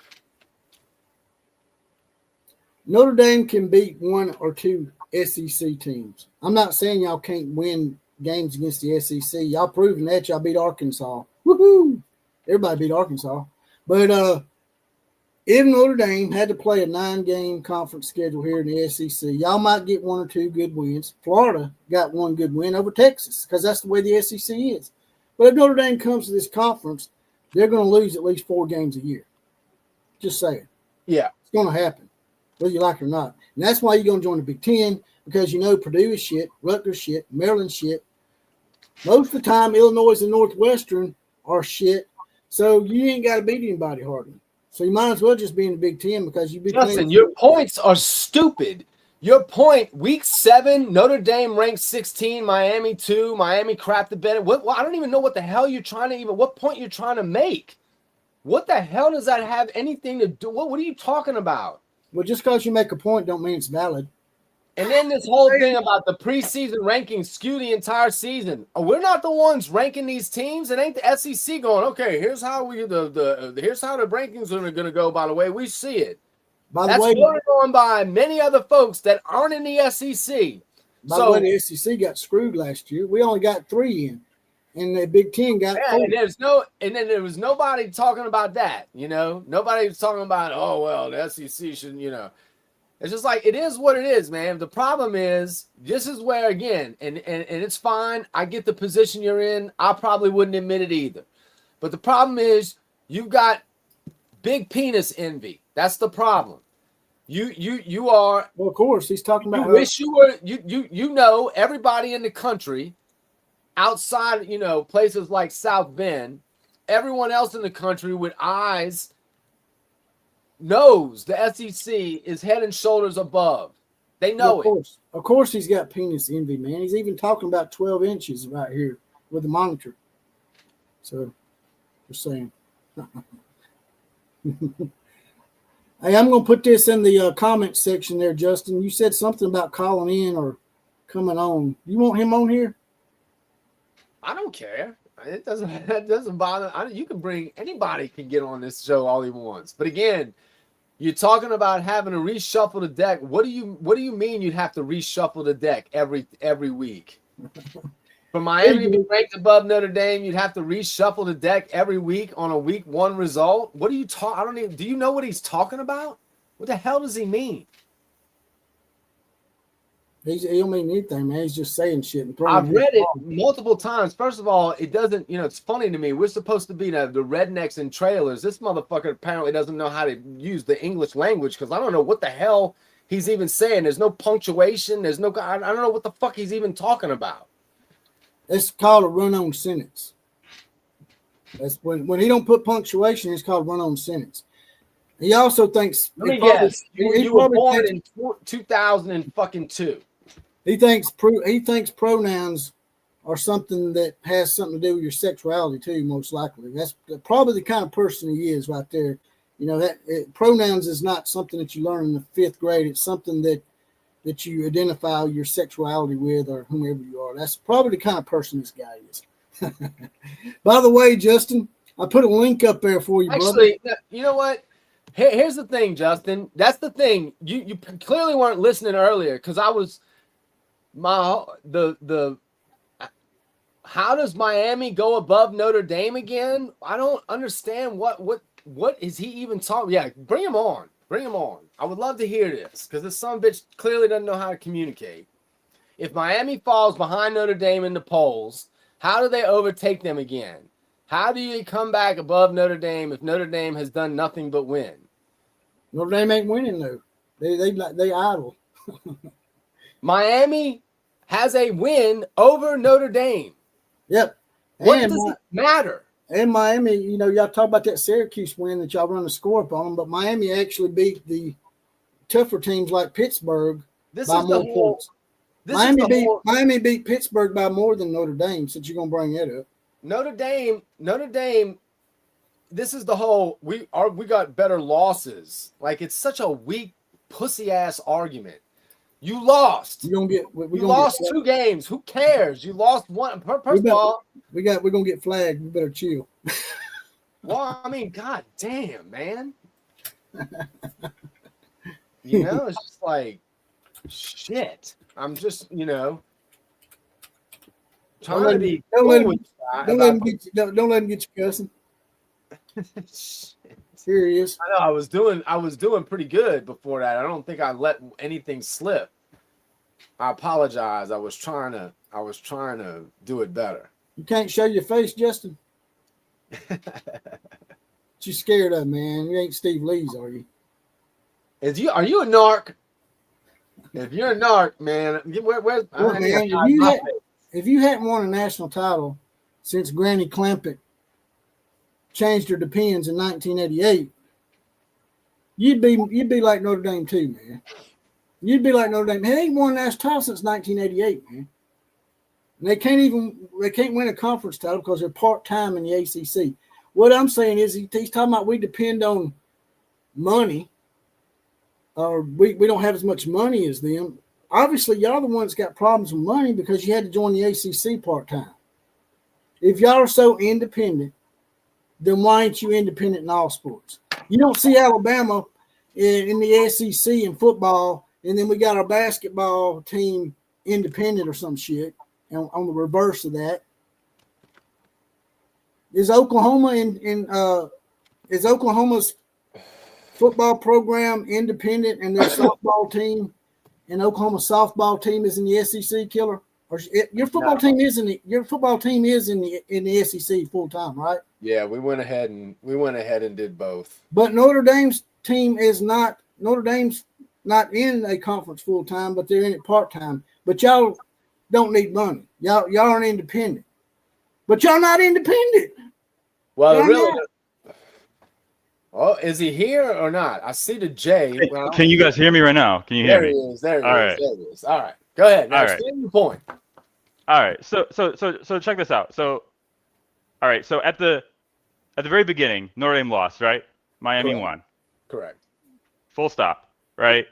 Yeah. Week 7, Miami's ranked number 2, Notre Dame's number 16, right? That makes sense, right? Correct. Okay. Correct. All right. Yes.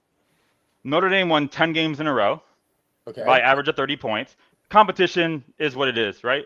Okay. All right. I'll give it to you for now. Okay, just for the sake of stay with me here. So yeah. All right. So now, Miami in October and November lost 2 out of 3 games against, I would say, middle of the row ACC teams, right? Yep. Right. SMU lost. They dropped quite a few ranks behind Notre Dame. What was it, like 6 or 7 ranks? Yeah. So now Notre Dame has continued to win, right? Yep. And Miami has won now these last 3 or 4 games. Correct. I'm not a huge Miami fan. Right. What my argument is that, one, after Louisville beat Miami, who was ranked higher, Louisville or Miami with the same record? I get it, man, but but stick with me here. Okay, so we know that Notre Dame was ranked about 6 spots ahead of Miami after those losses. Right. What has happened? Like, what I'm saying is, by reshuffle the deck is that you would have to consider a week. They both had 2 losses the entire time. That hasn't changed since, what was it, week 8, right? It hasn't changed. So what would have to change to make up 6 spots to close that gap? It doesn't make sense. Nothing changes, man. But my point is, how do you discard the head-to-head? Like, what's the point of playing the game then? Then that should have been considered. That should have been considered a long time ago. That's already baked into it. But something baked into it. But man, baked into the ranking. Something did change. The teams in front of Miami lost, so Miami moves up when those teams lose, like Virginia, Georgia Tech, teams like that. And they're still behind Notre Dame. So, like, what changed? Right? They should have been pushed ahead of Notre Dame a long time ago, is my point. That's true, man. They should. All right, so that's, like, at least be consistent with it, right? That's what I'm saying. Well, at that's least fair. Be consistent. Okay. Well, no. Okay. Well, I didn't. Okay. You can't just, my you can't bad. just pull the rug. I agree. I don't disagree with you on that. I didn't realize. I don't disagree with you on that. But again, I'm just always going to come back to the if you have. I mean, what is the first tiebreaker in damn near everything? Every level of football, head-to-head is always your first go-to for except for 1993. You can ask Florida State to give that national championship back, right? So it's always funny. It's always funny. Like, I see, like, Danny Cannell running his fucking mouth on, and then Danny Cannell only has a fucking ring because he the tiebreaker, right? That he won when Notre Dame beat Florida State head-to-head, and they gave Florida State the national championship. So it's like, it makes sense until it doesn't. It was bullshit then too. That was bullshit, but that's not the norm usually. That was what 20 years ago. But it was BS then too, Justin. But that's my point, man. Like, it still don't make it right. And that's all I'm saying is, when the problem that Notre Dame has, in my opinion, I'm not saying I'm right, but this is what I think a lot of people are going to look at it this way. You guys, for all the movement in the rankings, looks like you guys are going to end up ranked right next to each other when it's all said and done. If you have 2 teams vying for a spot who ended up right next to each other, who gives a shit who's ahead? They're right next to each other. How do you not look at the head-to-head? That's all I'm saying. And so for me, that's where it stops and starts. I get your point about the rankings.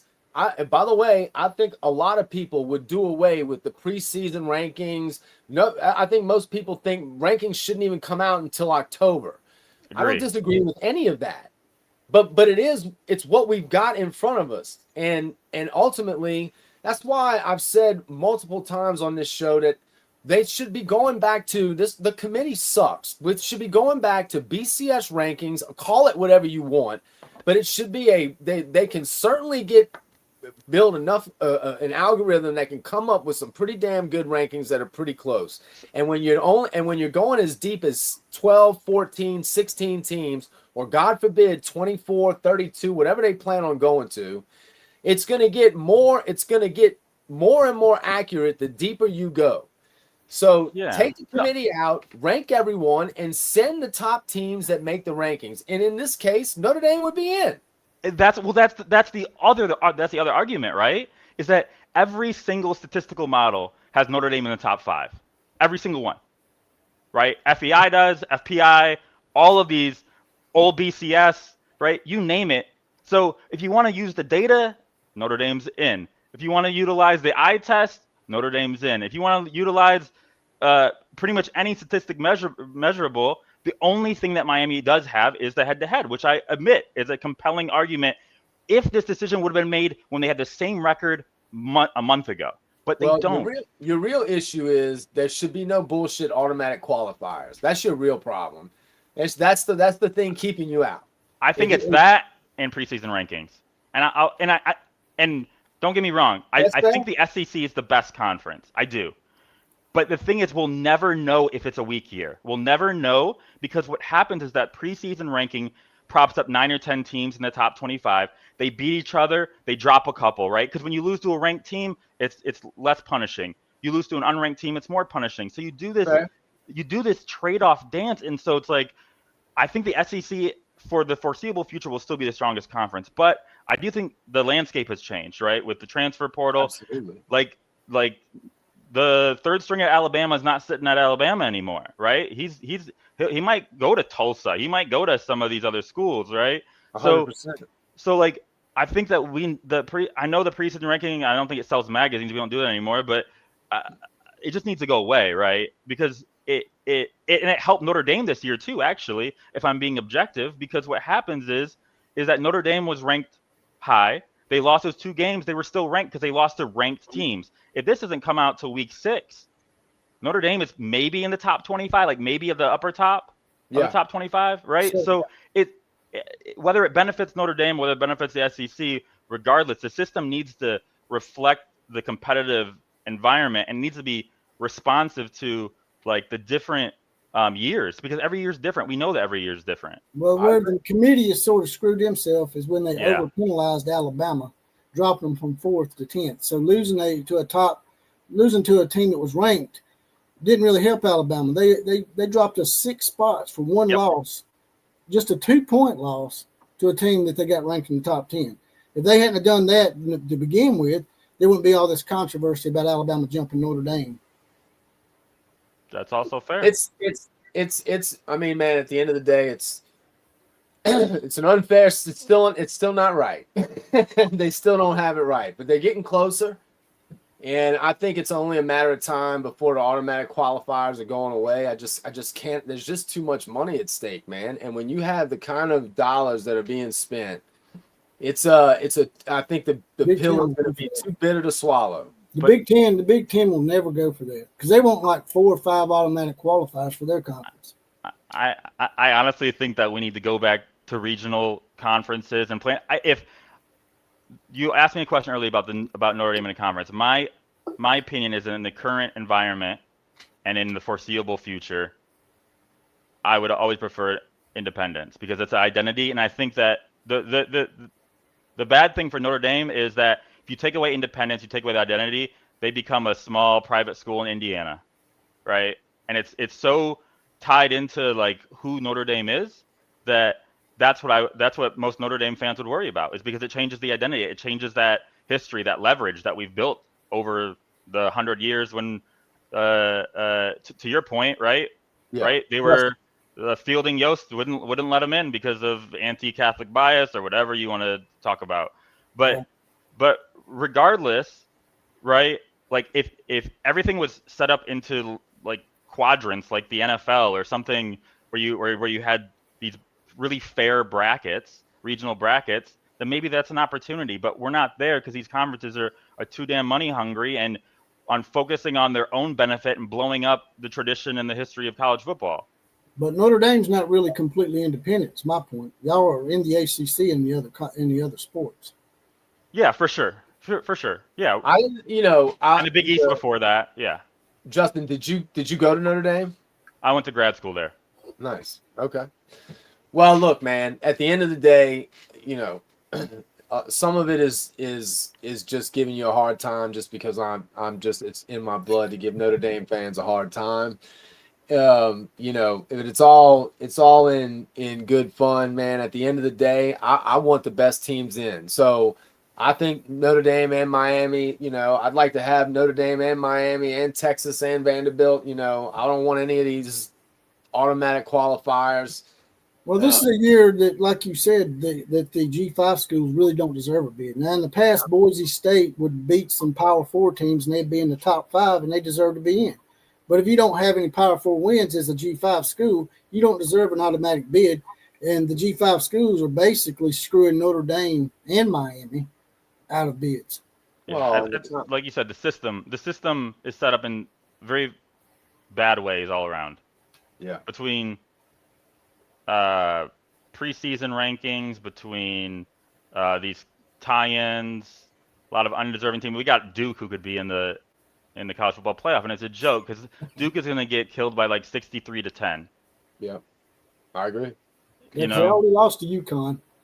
Yeah, it's I mean, we lost to NIU last year, but at least that was only one loss, right? It counted as 2 though, so I think they were in a playoff all year because of that loss. So the whole system is just kind of a mess, and it's what I don't like. And again, I'll apologize. I'll own it. I said some outrageous shit, so I'll own that. And I'm just talking shit. I'm just trolling, man. But we do it. We troll people all the time, and we deserve to get it back. We want you to come in here and grill us. That's why we got this grill up. But what I don't like is, like, whether it's Notre Dame fans, like, people are coming after Notre Dame for the same messed up system that we don't control either. like Notre Dame's at fault for their position. Like, we're not like out here with the puppet strings. We're not puppet masters over here. Well, I think that, again, it goes back to what I was talking about. Man, Notre Dame is one of the blue bloods, right? They are maybe the bluest of the blue bloods certainly in some respects they are, still to this day. So, everyone's always going to take shots at Notre Dame. It's just what it is, man. And sometimes y'all deserve it and sometimes y'all don't. And that's just not going to change. And let me tell you, in all fairness, as an Oklahoma fan, I don't have a whole lot of sympathy for you, man, because I take my fair share as well. Oh, so, I know. You got the 2012 Notre Dame team. The 20 points a game, 25 points, a cloud of dust, offense and the strong defense. So I get it. We've been on that receiving end too. Yeah. But yeah, man, it's all meant in good fun. But I listen, at the end of the day, I think that Notre Dame certainly, especially if we could expand it a little bit, I would have no problem seeing Notre Dame in the playoff. I wouldn't want to lose if it cost Oklahoma a spot. I'd have a real problem with it. But if Notre Dame makes it over Miami or anyone else, it's not like I'll have an issue with that. I wouldn't have a problem with it. I don't know what Vegas knows, but they have us as top 3 in odds to win the national championship. That's interesting. I was interested by that. I think part of it is just anytime Notre Dame is legitimately good, the allure of them is just going to boost them up. I mean, I think that's literally the brand of Notre Dame, and you got a great coach. I think Freeman's the real. I think he's the real deal. Your recruiting's been on fire the last few years. I mean, what did Notre Dame end up with? Another top 10 class. What were they? Didn't someone say that you just can't recruit and win at Notre Dame? Who was that guy? Yeah. Don't get me. We can have a whole episode. He just got fired at LSU. Whole episode on Brian Kelly. Oh, that was satisfying. That was satisfying for us. Brian Kelly made the playoffs how many years at LSU? I'm struggling to count. None. Zero. Yeah, he was. I couldn't stand Brian Kelly. I was glad to see him fail. He's a terrible person. He's a terrible human. He sucks. He just sucks as a human. And man, I remember LSU fans getting mad at Notre Dame because we were like, "You don't want this, guys. You don't want this guy on your sideline." And that's right. They were really defensive about it for the first probably a couple years, and then the wheels started turning a little bit, and they were like, "Wait, maybe these guys were right." Yeah, it did. That lucky ass win he got over Nick Saban in his first year sort of Yeah. disguised a lot of inadequacies about Brian Kelly and his shady ass demeanor. I mean, Yeah. coming down here with a fake accent and all that shit. That shit done it for me right there out the gate. You can ask Killer Breeze. You can go back and look at some of my videos. I didn't just jump on this bandwagon. I've been grilling Brian Kelly and Lincoln Riley from the get. Yeah, That's it was a the best thing that ever happened to Notre Dame. It is the best thing that ever happened to it because Notre Dame made the playoffs and went to the national title game. Brian Kelly didn't do shit. No, he didn't. No. And you know, no defense of Brian Kelly, but those were generational Alabama teams and Ohio State teams that they played in the playoff. I mean, those were. I don't know if those teams ever. I don't think there'll ever be a team like that. 2012 Alabama team. That was unreal. Yeah, he said the quiet part out loud at halftime. He said the best thing that could happen was Alabama not come out. Yeah. Yeah. So, man, I wouldn't even admit that. Yeah. Well, he's a dumbass, man. Yeah. He's a dumbass. Yeah. Well, guys, thanks for calling me to chat. Man. I gotta run, but I really appreciate it. I'm gonna subscribe, and if there's a game between Oklahoma, I'm flying down, and I'll take you up, or I'll buy you a beer. Not a Michelob Ultra. I was just joking about the Michelob. That sounds like a deal. I'm actually an Alabama guy, so I wouldn't mind having you down here at Bryant Denny. Okay, we yeah. will Well, see we Notre just Dame. signed something. 2030. If you're still kicking, man, we'll I'll get down there. I said, man, we grill people all the time, so don't take it to heart too much. For sure. No, man, we welcome to take it as much as we give it, so that's fine. And you can also that's add me on Facebook under Jesse Paul Clark. And if All you right. want to be on the show again, we'll welcome it because we like varied views. All right, cool. I appreciate you guys. Have right, a good one. man. Keep it up. Yep. Take it easy. Yep. Bye. There we go. That's what I like to see, man. Somebody that's, you gotta give the dude Hey, props. He didn't back down. He came in here. That's all you got. You got to give him props, man. How many times have we thrown that invite out to people and they don't ever take it? And the guy had the balls to come in, And we were in here grilling him hard too. We was giving him a lot of shit, and he didn't back down. He come in here with his team. And I mean, listen, I get his point. The system is clearly flawed. We all know that. So the fact that he's got gripes about it, I mean, I get that. I totally get that. Unfortunately, I'm just never gonna. The head-to-head is always going to be a problem for me. I'll be honest with you. I mean, is Notre Dame probably a better team than Miami right now? Probably so. Probably But are. there's no way to find out. And like you said, the only thing you can see is what they've done before. And BYU, Notre Dame's better than BYU. I just like giving them hell about the Mormons. Yeah. Notre Dame's probably better than Texas Tech. To be honest, Texas Tech is probably going to get a bye, but they don't deserve a bye. No, hell no. I think so. I don't think any Big 12 school deserves a bye. Nope. I totally agree. There's probably at least 3 or 4 teams in there that Notre Dame's better than. Well, the thing is, again, the head-to-head, the reason why it's such a problem for me is because, I mean, man, why do we play the game? I mean, I understand it was at the beginning of the year, and I will fully concede the fact that teams, especially good teams, improve over the year. So they're not the same team they were at the beginning. But you played them. You played them this year, and you lost. And ultimately, man, because, how many times do we talk about you can't use the what's the transverse property? Now I can't think of the damn term of it, where you go, hey, A beat B. Transgender? A beat C.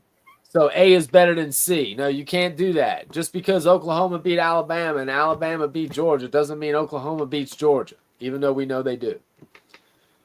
You know what I'm saying? So, it's always the head-to-head. And unfortunately... Big Train Kiffin says, we are all college football fans are victims of the college football playoff. Bullshit. It's true. And like I pointed out to you many times, and it just dawned on me that these guys, and if there's gals on there, I'm not sure. These guys on the committee are just a miniature version of the AP poll. So we wanted to get away from the poll titles, but we're actually letting a poll decide who plays in the freaking playoffs, man. Yeah. 13 people is not enough to begin with. I mean, I don't know, man. They could keep those 13 people in place and just intermix some kind of computer system like you was talking about with some kind of BCS formula to go with the human element if they want to keep a human element. I agree, man. I agree. By the way, I agree. Big Train. Props to, thank you, the transitive property. See, big Train's one of them. Got a big brain on Big Train. Look at the big brain on Train. Look here, y'all gonna give me brain sprain, man. What the hell is a transitive property? Transitive property is what I was just saying. If A beats B and B beats C, that does not mean that A can beat C. Ah, yes. That's like the SEC. The SEC beats another SEC team. That don't mean that SEC team's going to beat that SEC team. Correct. That's the transitive property. Yeah, that's right. Transitive bullshit. Thunder, I would agree with you. Why play a conference championship if Notre Dame? It's the conference championship. I think there's a good chance that we might be actively watching the death of the conference championships. I mean, and they might not make it another year. Whether he wants to admit it or not, I think we're going to watch the death of Notre Dame's independence if they get left out of the playoffs this year. Because I firmly believe that if Notre Dame was in the ACC full time instead of part time, and he was saying we cling to our independence because it's our identity, how can that be if your identity's been sacrificed already by allowing your other sports to play in the ACC? Your identity's already been sacrificed. So you might as well just go ahead and play full time in the ACC. It'd be a lot easier conference and a lot easier way to get to the playoff because that's what Florida State and Bobby Bowden did back in the 90s, as well as the Miami Hurricanes. They joined the ACC. The SEC invited both of them, and they turned it down because they figured they'd have an easier route by going to the ACC. And the same thing with Notre Dame. Like you said, Notre Dame would be in the ACC title game this week if they were in the conference full time. And they would beat the ever-living crap out of whoever they played. They'd beat Virginia or Duke. Handily. And and even if they had a rematch with Miami, they'd probably beat Miami and they could prove the point. That's a good point. But you're not in the conference. So you screwed yourself a little bit. That's all my point was. One thing that Justin brought up that I did not I wasn't sure, so I wasn't going to say he was wrong. In fact, I'd be willing to bet he was probably right. I don't think he was going to spit that out if he didn't know it for sure. But I was surprised to hear that Notre Dame is in the top 5 of any ranking. I haven't seen it anywhere, but you say it. I guess it might be true. I don't know. I haven't seen it. I'd have to see a link. I'm sure he knows what he's talking about. I mean, it's going on numbers that's really not there. It's imaginary. So how can it be accurate? If Notre Dame is not in the playoff, how can they be favored to win the playoff? Yeah. Saying. I know what he's saying. I'm just being an asshole. But he's saying if Notre Dame was in the playoffs, that they would be favored, the third highest or fourth highest favored to win it all. Well, they might. I mean, again, they got a great running back. This bullshit about Justin Saying and Fernando Mendoza are playing for the Heisman Trophy. That's probably true, but it shouldn't be. Because I don't think Justin Saying's that great. Mendoza, maybe. But I think the Notre Dame running back and Diego Pavia, to me, man. Them two right there should be the top 2. I think it's Diego Pavia all day long. I think that dude, he's not going to win it, but he should. Well, it's supposed to be about the person that's most valuable to his team. It ain't supposed to be about stats alone. So well, and that's even more of an argument for Diego Pavia. I mean, exactly. You could argue that Diego Pavia might be more important than Clark Lee. Plus, you know what I want to see? You know what I want to see if Diego wins a Heisman Trophy? I want to see his mama stroke that damn Heisman pose. I want to see Diego Pavia's mama in some Daisy Duke shorts up there striking a Heisman pose for us. No Theo Vaughn right behind her. You know, Theo, he been trying to tap that booty. Yeah, that's right. By the way, man, I was happy to see old Jonathan Lewis back in the podcast world. Good old Jonathan. He wasn't here tonight. No, I'm talking about watching him on his show the other day. It was nice to Okay. see Jonathan back in the universe. He's been back in and out. I just ain't said nothing about it. He's been MIA. He's scared to come over here. Y'all traumatized him.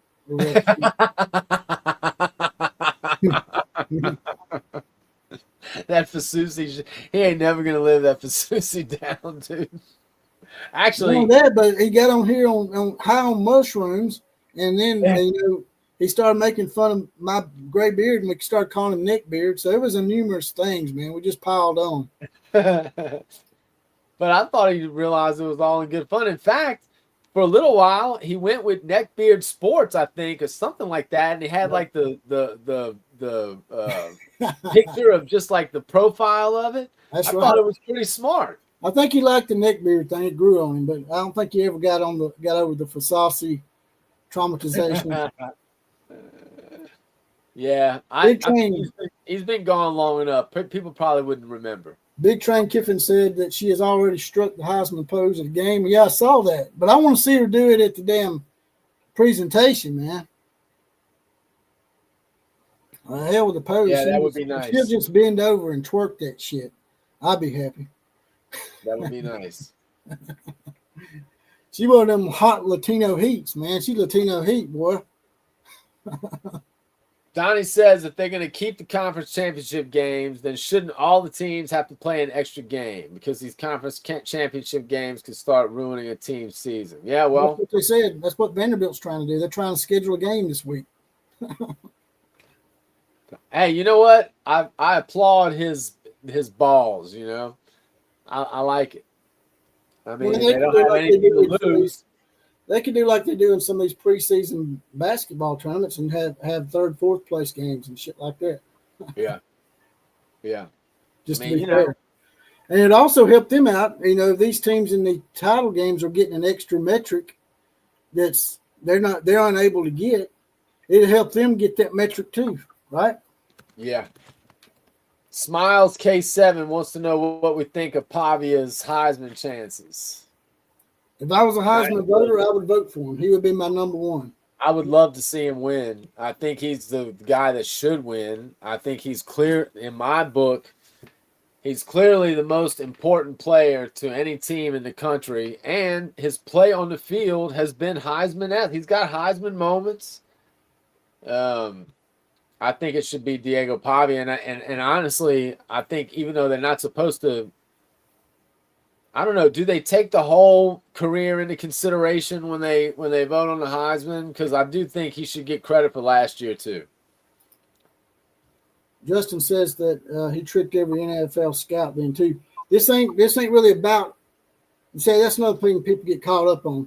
Is these players going to be great in the NFL? That's not got anything to do with it. This is about the best college football player. Yeah. Because Tim Tebow sucked in the NFL, but he was definitely the best college football player I've seen outside of Bo Jackson. Yeah, he Pavia's. That well, actually, he agrees. Vince Young was another one. I know y'all don't like to hear about Vince Young, but Vince Young was another one that just took over a game, as well as Cam Newton. Yeah, but Vince Young didn't. It's not like because he lost it to Reggie Bush. I mean, I do think Bush was better. Yeah, maybe. I mean, think about Reggie Bush had Matt Leinart and that fullback. What was his name? His name was Lindell White. Lindell White. He had a lot of players around him.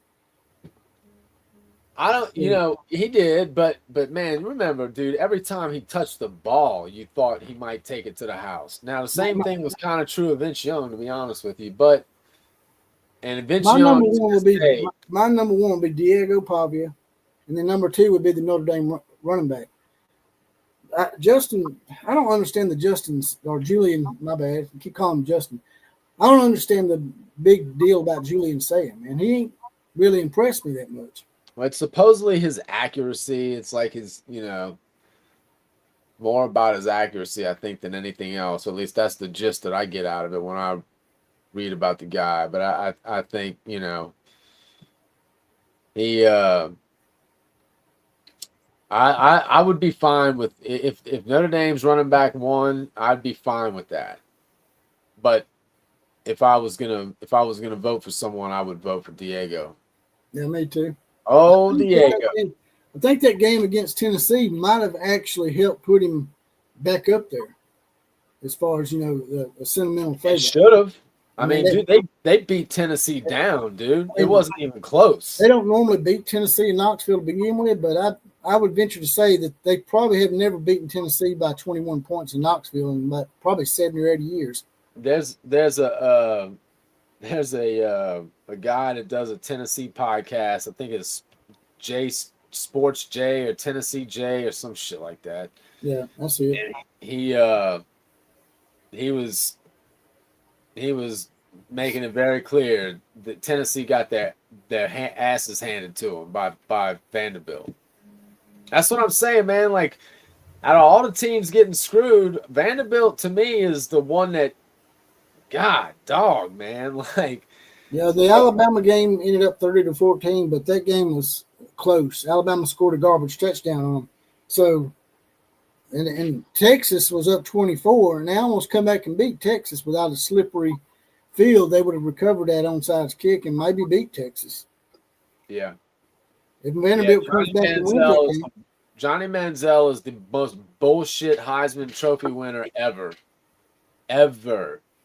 Johnny Manziel won a Heisman based on that goddog fourth down in Bryant-Denny Stadium. Exactly. And he was juggling the ball. He juggled the ball and threw a touchdown, and that was his Heisman moment. That damn pass up the sideline. What was it, like a little wheel route or something? He ran up the sideline and Manziel scrambled out and threw that damn, got that damn, that won him the Heisman right there. He didn't have great games every game that year. We're going to talk about the most bullshit winner of the award, in my opinion. A lot of people here may not know if you're young. Was when Charles Woodson won over Peyton Manning. Oh, yeah, that was ridiculous. Don't like Tennessee, but there's no way Charles Woodson should have won that shit over Peyton Manning. That was ridiculous. Well, he won it off that one interception that he one-handed. You remember that? That was the same thing. He won it off that one play where he one-handed that interception. Yeah, that was a bad one too. Woodson was bad. Andre Ware wasn't a great one either, man. I mean, that was kind of dumb. He was just throwing up crazy yards at Houston. They had a couple of those. Pavia being controversial shouldn't change it. I mean, a lot of people don't like him and may not vote for him because of the way he acts, but they shouldn't be like that. But there are people out there that probably will not vote for him because of the way he acts. But Cam Newton, he was a pretty controversial guy, and he won it. So I hate Cam Newton, by the way. Me too. Me too. I watched the Saints end his career. It was awesome. We used to call him Scam Newton down here because of the whole money bag situation. Oh yeah. It should be legal now though. So yes, Thunder. That is absolutely correct. Adrian Peterson got screwed. He absolutely should have won the Heisman his freshman year. And the only reason he didn't win it that year was because that stupid freshman rule was still being honored, where they just wouldn't give it to a freshman. They just wouldn't do it. Can't believe, out of all people, Johnny Manziel is the dick that broke that. Although I hated the rule because it did screw a few people out of it. Yeah, oh God, dude, stop it. I used to hate that shit, man. It made my fingers feel bad doing that shit. Yeah, man, stop. Wipe that shit off. Damn. But yeah, AD. Man, what is it about Cleveland Browns drafting these guys that everybody consider jackasses? I mean, look at Sakazulu Sanders. They got him starting now. They got Sakazulu Sanders starting for Cleveland Browns now. Really? Yeah. Is everyone else hurt? I have no idea, man. I don't keep up with the NFL enough to know. Maybe someone in the comment section can tell us why is it that Sakazulu Sanders? Yes, is Dylan Gabriel hurt? I don't know.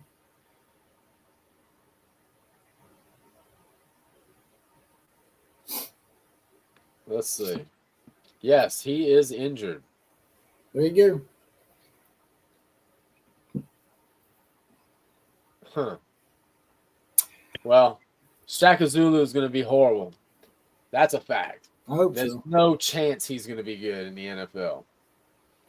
Time Deion Sanders said he ain't going nowhere. He said he's coming back for another year. Just so he can prove himself. Well, he just didn't he just fire his offensive coordinator again and just hire the head coach away from Nevada, I think, UNLV? He needs to fire himself. He needs to fire. Well, that's what they were saying. He basically went out and got a coordinator, the guy to be his coordinator with head coaching experience because he plans on. We'll check you later, Fred Bagley. Appreciate you coming in here, Fred. Fred's one of our regulars. He's one of the Fred, biggest. take it easy, brother. One of the biggest supporters of all time is Fred Bagley. He helped me lay the smack down on that Clemson girl in the multi-chat. If y'all want to be in the multi-chat on Facebook, add me on Facebook under Jesse Paul Clark. Spelled Jesse without the I. Be trying to spell my name like a female.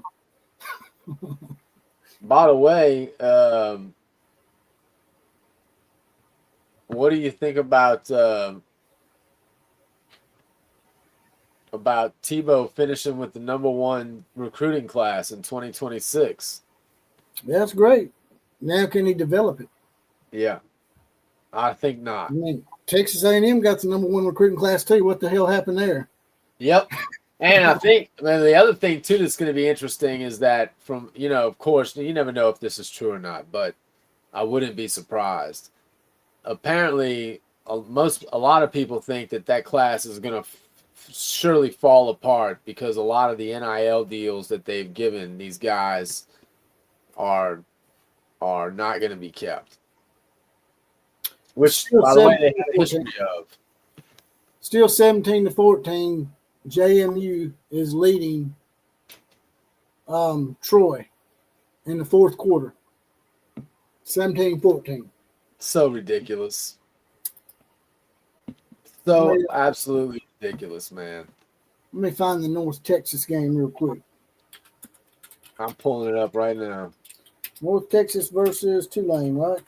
North Texas is getting smoked 24-7 at halftime.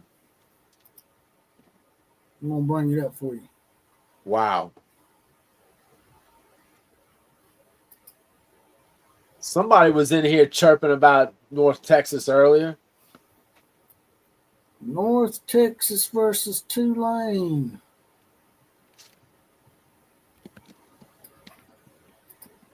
Justin apparently graduated his undergrad is Western Michigan. We like Western Michigan. The Broncos. Yeah. See, we know our stuff. We're not as dumb as you think. Just because we're from the South, don't feed into that stereotype. Just because we talk a little slower, don't mean we're stupid. Just means we like to formulate our words a little more eloquently. So maybe one day we can be AAU accreditation. So does that mean you like the Michigan Wolverines too, Justin, or do you not like the Michigan Wolverines? I'm sure he don't if he's a Notre Dame fan. I'm wondering. Michigan's the one that kept him out of the Big Ten in the 1930s. But he said no. See, told you.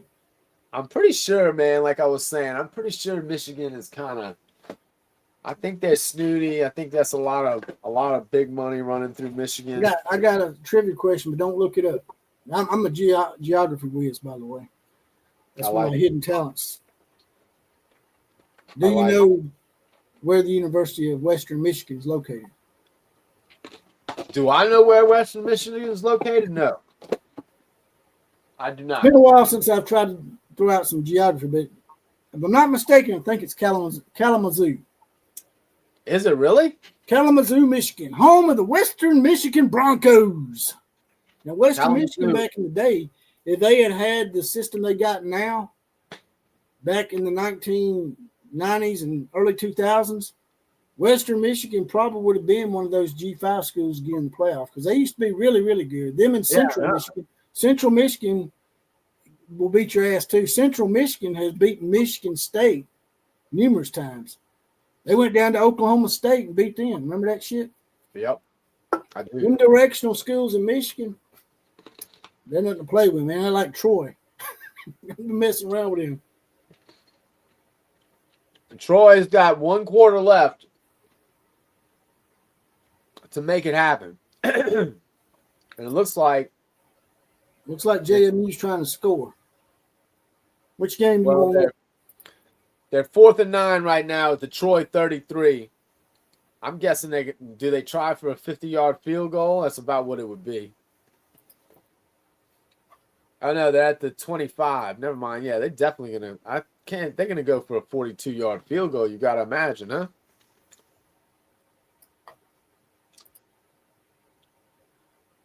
I would think so. I'm trying to find a North Texas feed on here, but it looks like they may have it blocked everywhere. Yeah, they got that shit blocked for some reason. The James Madison game's not blocked, but this one is blocked, from what I can tell.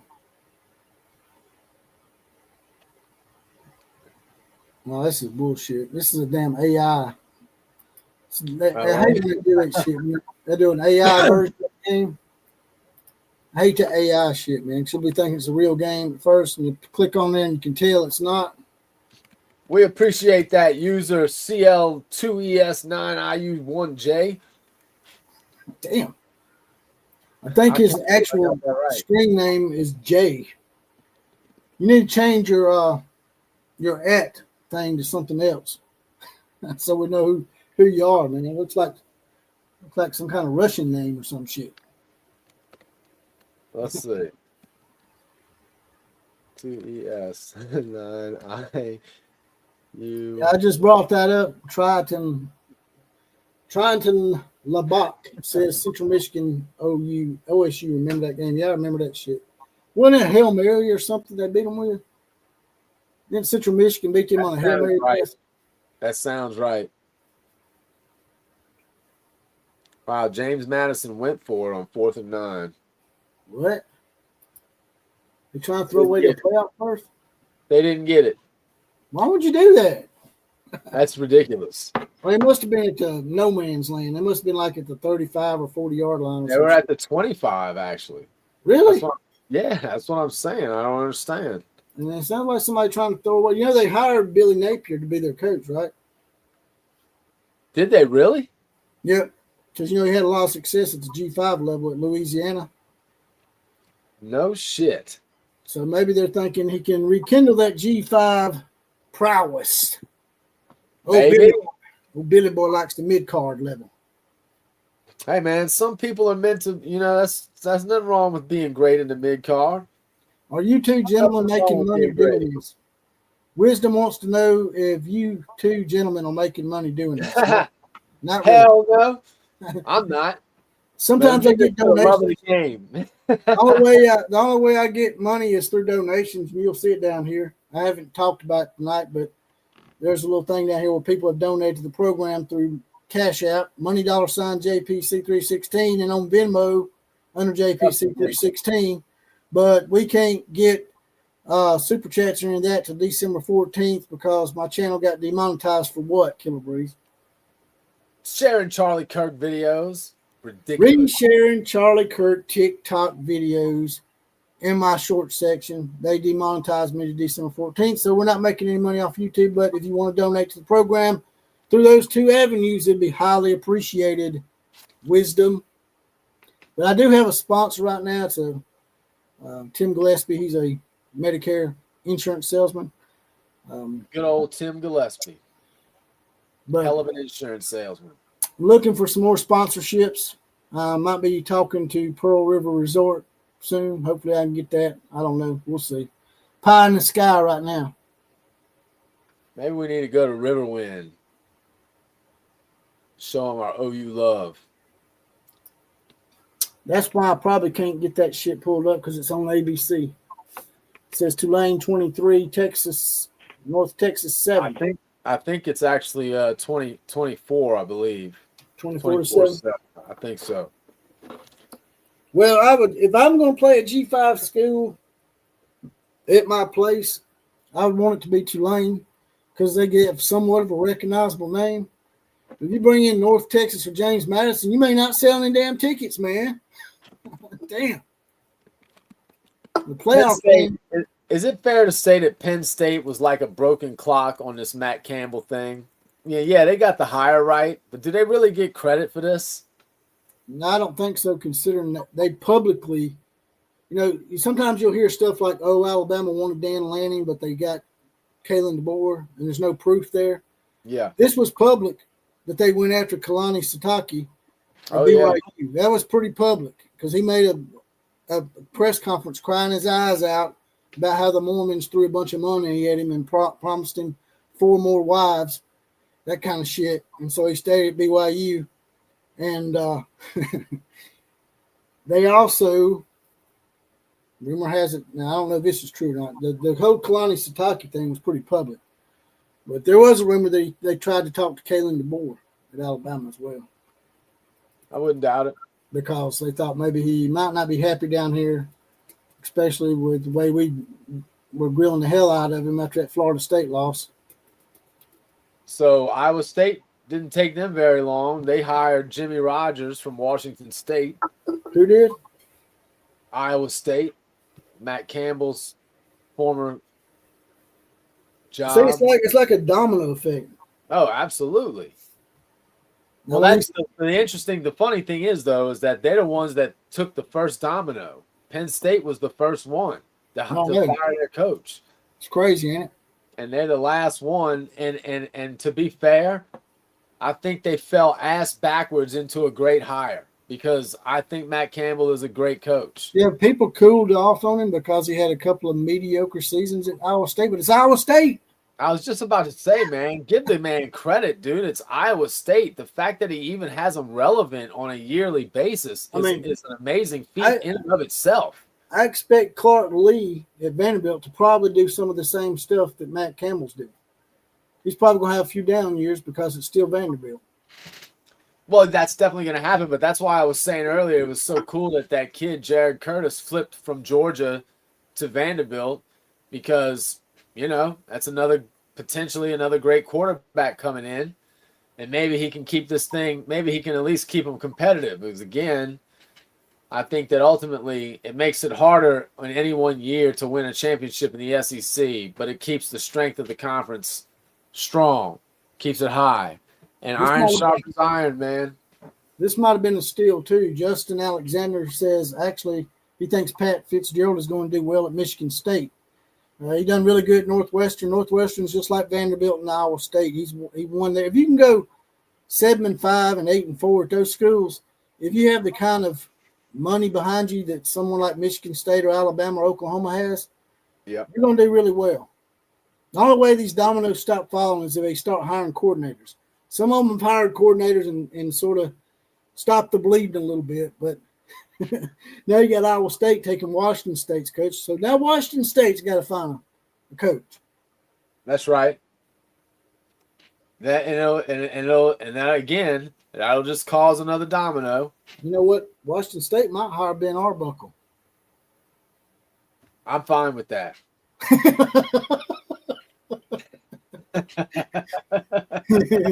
I was trying to piss you off, man. It backfired on me. I'm fine with that. I'm good. You know what, Benny? Poor old Benny Arbuckle, man. What's wrong with you? Well, here's the thing. I really don't know what to think of the guy. I was gonna be honest with you. I was not. I said when they hired him, I was like, I was worried. The guy did not have much experience at all. He had none at a high level. Certainly nothing like an Oklahoma or an SEC. And the success that he did have was short. He hasn't been a coach for that damn long in college. So it was a risky hire. But to be fair, I don't know. John Mateer with his injury, and also I think, his injury has kind of shaken his mental swagger a little bit, or at least it had for a while. And so would Arbuckle, somehow Arbuckle still has the second leading receiver in the SEC and a top 8 quarterback. in terms of passing yards somehow. So maybe if Mateer, didn't have some of these turnovers and had, hit some of these open passes, like maybe Arbuckle would be looking a lot better. If Ben Arbuckle were to leave for Washington State, and I was just really just throwing it out there, but now I think about it, it might be valid because he was at Washington State.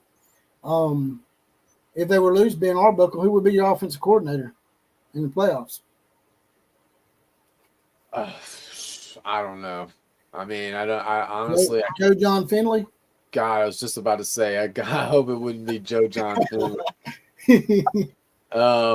That's a good question, man. I don't know. Maybe just better off letting Brent Venables. Maybe you bring Kale back. Maybe Kale. Maybe Bill Belichick's dumbass did at the Patriots. He hired a defensive guy to do the offense. Remember that shit? Yeah, yeah. Triton Laubeck says if Vandy stays good, who is the new SEC doormat? There is no doormat. That's the thing. We don't have doormats anymore. That's the problem. That's the problem, man. Even Mississippi State, even though they lost a lot of games, Mississippi State has been competitive in just about every game except Georgia. Kentucky just got rid of Stoops. They just brought in the kid from the guy from Oregon, Stein. So what happens if, Kentucky bounces back up to the competitive level they had been, for a while under Stoops? On the last few years, not so much, but for a little while, he had them better than they had been. And so, if you start looking at traditional bottom feeders, I mean, like I was saying not too long ago, Vanderbilt, a traditional bottom feeder. Look at them now. South Carolina, traditional bottom feeder. Last year should have been in the playoff. Kentucky, traditional bottom feeder. Under Stoops had actually become somewhat competitive, having winning seasons. Same thing with Ole Miss. Ole Miss used to be Ole Miss. Mississippi State with Levy might be on the way up a little bit. So you just don't have, I mean, again, man, Mississippi State's one of the worst ones. I don't want to have to play Mississippi State. Nobody wants to play Mississippi State. Especially in Starksville. Hell no. And they start ringing them damn cowbells. That shit's aggravating, man. Oh, my God. I can't stand those damn cowbells, man. Triton Lynch makes a point about Mateer. He said Mateer was playing great, but he wasn't playing against SEC defenses yet. That might be the problem. I mean, Mateer just might not have it. And that's my point, that maybe a different quarterback that wasn't having some of the issues Mateer is having, maybe Arbuckle looks a lot different, And we also have no damn running game. I don't know what he looks like if we actually had a running game and a functioning tight end room. And It is true Arkansas was competitive, Justin, and until they just kept losing.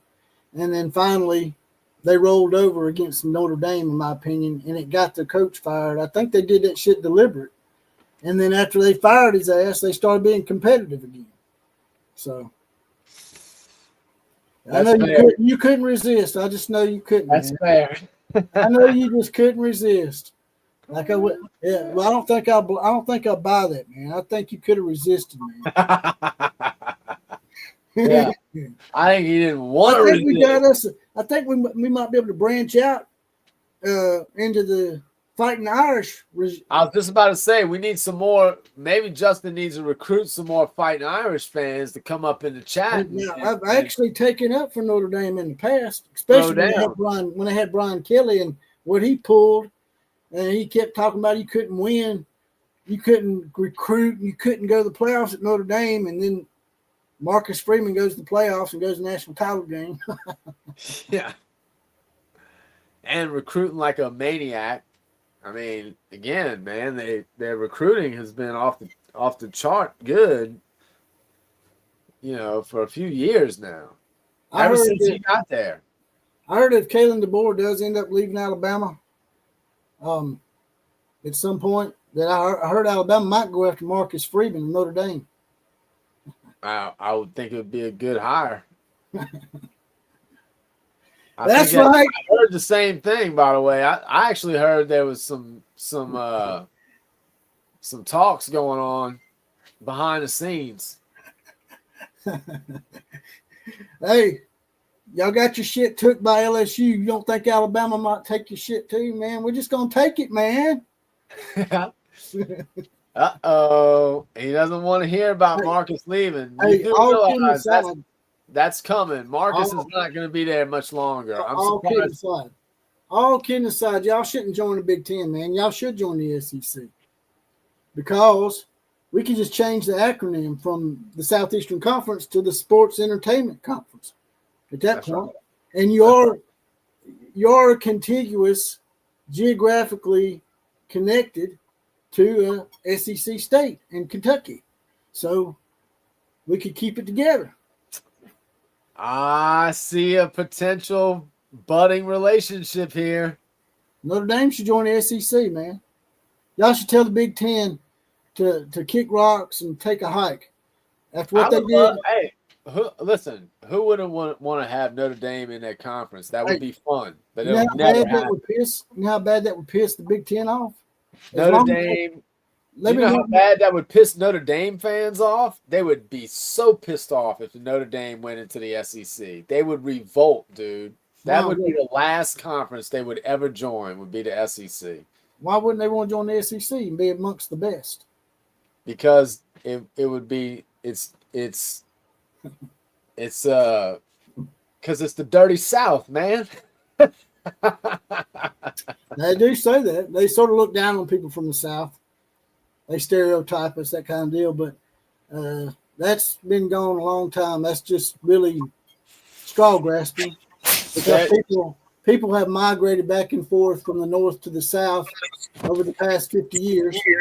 So, well, I just don't see them ever doing that. If they ever join a conference, it would be the Big Ten.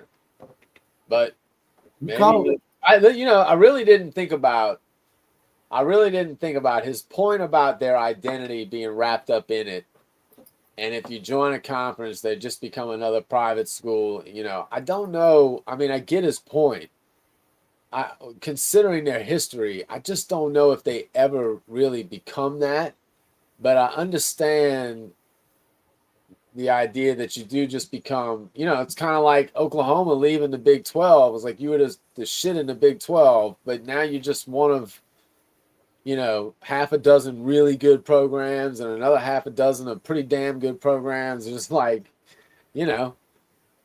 So I get their point, but I just don't know.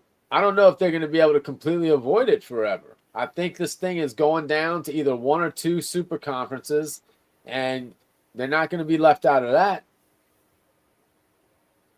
But I mean, Oklahoma and Texas have both competed at a high level in the SEC. They haven't become doormats. And I told all the SEC people that. And I'm an Alabama guy. I told them, I was like, this ain't going to be like Texas A&M, Missouri, and Arkansas and South Carolina. Texas and Oklahoma ain't going to be intimidated. They won national titles in the past. Texas A&M won a national title back in the 1930s. Missouri never won a national title. South Carolina's never won a national title. Arkansas won back in the 60s. Those two programs coming in weren't going to be intimidated, and they weren't. Texas went to the SEC title game their first year, and Oklahoma's in the playoffs their second year. Yeah. And they've already beat Alabama twice. Assholes. Y'all ruined my homecoming, man. That was mean. You were trying to make us your homecoming bitch, man. That wasn't nice. That was mean. I guess we thought if we made y'all homecoming, y'all wouldn't be as hard to beat. Hey, there's probably some truth in that. But we fumbled it away. Damn, Ryan Williams, I put him on kickoffs for whatever reason. This guy's been dropping balls all year long. They're going to put him on kickoffs. And then the damn fingernail polish got in the way and he fumbled the ball. Just like me and Caleb Williams' fingernails. I'm hearing rumors about Ryan Williams and his painted fingernails going to LSU. Yeah, he might. I don't think y'all are going to be too happy if he leaves at this point. Too upset. He ain't done nothing since that Georgia game. That's what I'm saying. Y'all aren't going to be too upset. If he leaves, I don't see Bama fans being crying too much about that. Not this year. Last year. He ain't done shit since last year.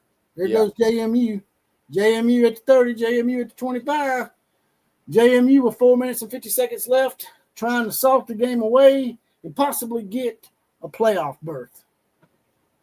It's a travesty, man. You got some pretty cool helmets. I like their helmets. It's an absolute travesty that they're going to potentially They make. look like a purple and gold version of Notre Dame. It's so ridiculous, man. By the way, at least Notre Dame has real gold helmets for all you LSU people. Yeah. I have to give y'all a hard time about that because they'll tell me, man, our colors are gold and purple. I'm like, well, your helmet's yellow. Why? I've always said the same thing. It's funny that the colors are purple and gold. There it goes. There he goes. Touchdown. JMU, baby. JMU. Going to be playing Alabama in the first round of the playoffs. So ridiculous, man. They might be playing Oklahoma. This might be y'all's first round opponent. I hope it is. I hope it is. That would be great. Break this little dude's legs in the first quarter. Mr. John's in the house. He says the outlaw rules. Well, it ain't just me.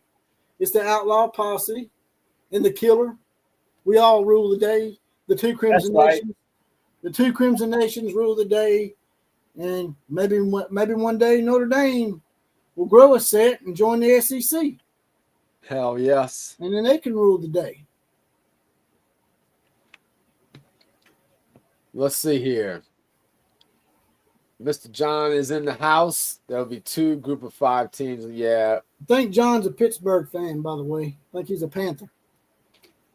I don't see Duke beating Virginia. I just don't see it. I don't see it happening. Yes, 1989, he did. He is now Big Train Kiffin. It should be Big Trans Lane. Lane and his fake dog. Big dog neglector. That's what your name should be. Y'all neglect that poor old dog, man. Now he's wanting to take him with him. I tell him, no, you can't have the damn dog. So funny. No dog for you, fake ass dog lover. So, I swear, man. He's so. How you gonna fake having a pet, man? Holy shit, man! That's worse than man. That's worse than Lane Brian Kelly. does. That's worse than the fake accent of Brian Kelly, man. Y'all just keep getting these shady characters, man. Y'all need to hire a good coach that ain't got shady characterisms. That's a fact. That is a fact. Man. Poor Ed Orgeron, Lane Kiffin was making fun of him in the press conference. You hear him I making saw fun? that. He's like, when I got close to Baton Rouge, I decided to call Ed, and I channeled my inner Ed, and I was like, "Now, Tom LSU won the national title." I saw that. Go Tigers! Yeah, go Tiger. He's Damn, Ed sounds just like former friend from the Water Boy. Yes, he does. That's what he sounds like, man. I was just listening to an interview with Ed earlier today. And you can't understand, man, when he talks. And I'm from Louisiana. I know where he's from. I understand those people. But sometimes, I don't know what the hell he's saying. Thunder U Sooner says, take Notre Dame, Michigan, USC, and Ohio State. Ohio stank. And put them in the SEC. I don't think Ohio stank wants a part of the SEC. Neither does USC. Notre Dame and Michigan, maybe. I think you're right. I could see Notre Dame and Michigan joining, but USC, man, they're too damn liberal. Ohio stank. They're sort of like Texas, man. They want to try to be King Dingaling all the time. Go around ruining shit for everybody. Yeah, USC's never doing it. Never. Ever. Or UCLA for that matter. I mean, I can kind of see UCLA possibly, but likelihood would be low. All right, brother. I guess I'm finna get up out of here. Yeah, man. I had fun tonight. I appreciate everyone in the chat. Justin, it's good meeting you tonight.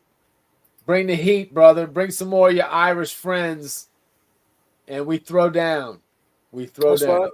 Maybe we can, get a coalition going, and maybe y'all can talk your administration into joining the SEC where y'all can be in the cool kids club. That's right. Hell yeah. Bring your friends, man. JPC, I appreciate you having me on, dude. I'll be in touch. All right, brother. Take care. Later, man.